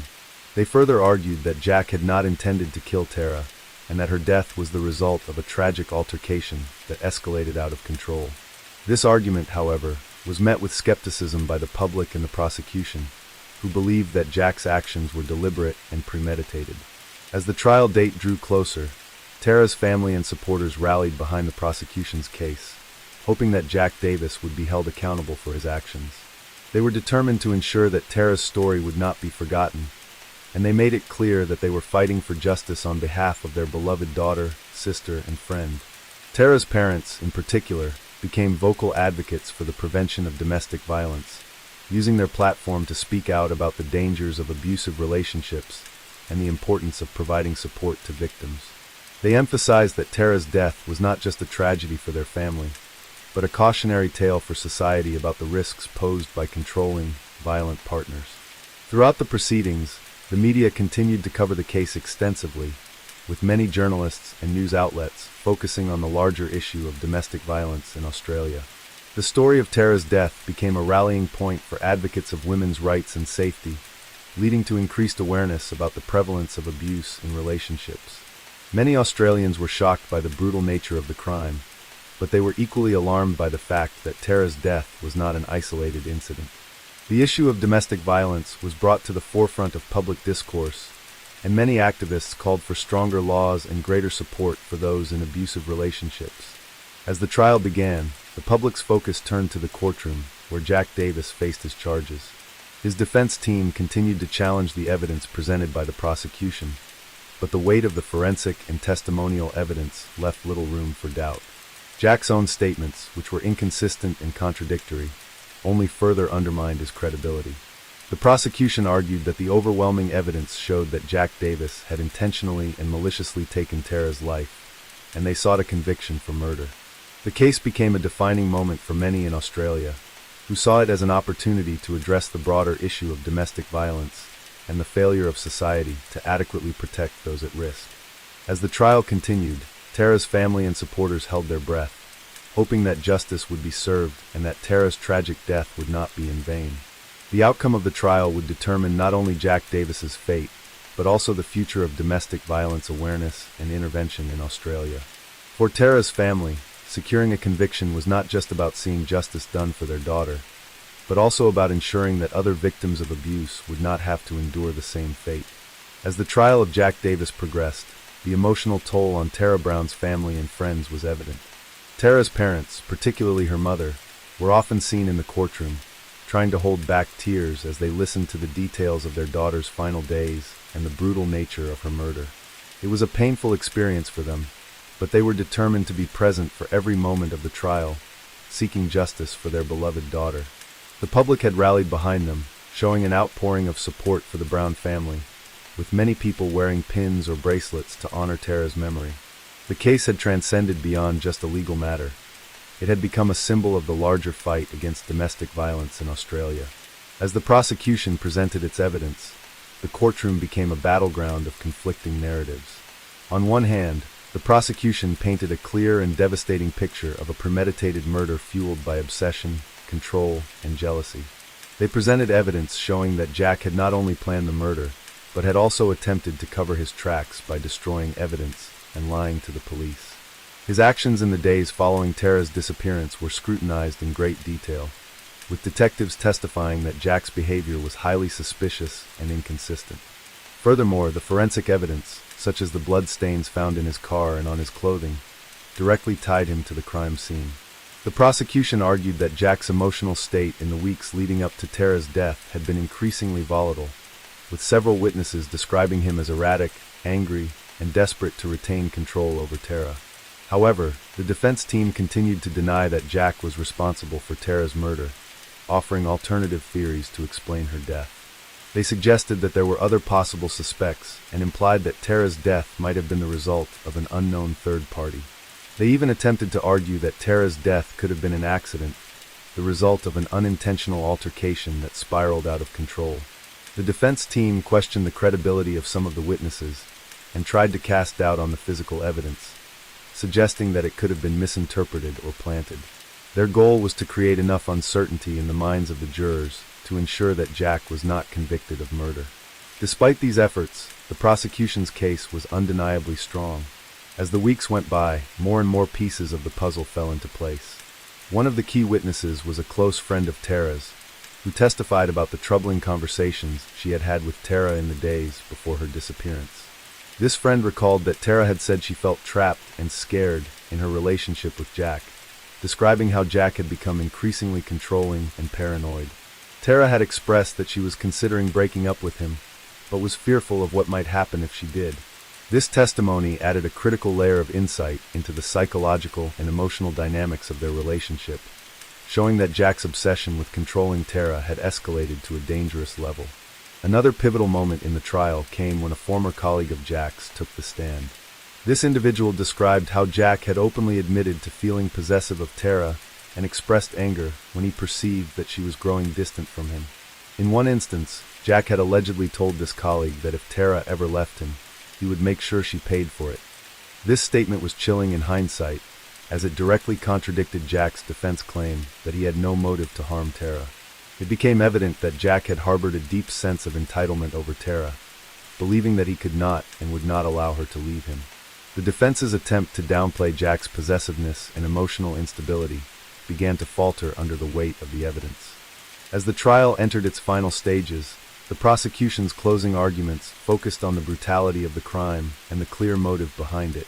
They argued that Jack's need to control Tara had driven him to a violent, murderous act, culminating in her tragic death. The prosecution asked the jury to consider the evidence, the eyewitness testimonies, the forensic analysis, the phone records, and Jack's own actions in the aftermath of Tara's disappearance, all of which pointed directly to him as the perpetrator. They urged the jury to hold Jack accountable for taking Tara's life, emphasizing that Tara had not just been a victim of physical violence, but also of emotional and psychological abuse that had been ignored for far too long. Tara's family, too, had their say in court, delivering emotional victim impact statements. Tara's mother, in particular, spoke of the profound grief she felt at the loss of her daughter, describing how Tara had been full of potential and dreams for her future, all of which had been stolen by Jack's senseless act. Her mother spoke of how Tara had been a kind and caring individual, always putting others before herself. She expressed her deep sorrow at how their family had been forever shattered, and how Tara would never get the chance to live out her life or achieve her goals. Tara's father also delivered a heart-wrenching statement, reflecting on the pain of losing a child to violence and the devastating impact it had on their family. Their words left an indelible mark on the jury and the courtroom, reinforcing the reality of the human cost of domestic violence. The defense, in its closing arguments, reiterated its claim that there was not enough direct evidence to convict Jack of murder. They asked the jury to consider the possibility of reasonable doubt, urging them not to rush to judgment despite the prosecution's compelling case. They appealed to the jury's sense of fairness, hoping that the circumstantial nature of the evidence would give Jack the benefit of the doubt. Finally, after weeks of intense testimony and deliberation, the jury was tasked with making their decision. As they filed out of the courtroom, the tension in the air was palpable. For Tara's family, the outcome of the trial was not just about seeking justice for their daughter. It was about sending a message to the community about the dangers of domestic violence and the importance of standing up against abuse. The wait for the verdict felt like an eternity, with everyone in the courtroom holding their breath. After several days of deliberation, the jury returned with a verdict. Jack Davis was found guilty of the murder of Tara Brown. The courtroom erupted in a mix of relief and sadness as the verdict was read aloud. Tara's family, though devastated by the loss of their daughter, were grateful that justice had been served. For them, it was a bittersweet victory, knowing that no matter what the outcome, they would never be able to bring Tara back. Jack Davis was sentenced to life in prison without the possibility of parole, a sentence that reflected the severity of the crime and the premeditated nature of his actions. The judge acknowledged the brutal violence that Jack had inflicted on Tara and the deep emotional toll his actions had caused on her family. In handing down the sentence, the judge made it clear that domestic violence would not be tolerated and that those who committed such heinous acts would be held accountable for their actions. The case of Tara Brown's murder became a turning point in the conversation about domestic violence in Australia. Tara's family, alongside activists and advocates, continued to push for change in the legal system to ensure that victims of domestic abuse receive better protection and support. The case highlighted the need for early intervention in abusive relationships and the importance of providing victims with the resources they need to escape dangerous situations before it's too late. Tara's story became a powerful reminder of the need for greater awareness, empathy, and action when it comes to addressing domestic violence in Australia. Interested in more real-life murder mysteries? Be sure to like and subscribe to our channel. Leave me a comment and I'll read you. Enjoy life because there is only one life.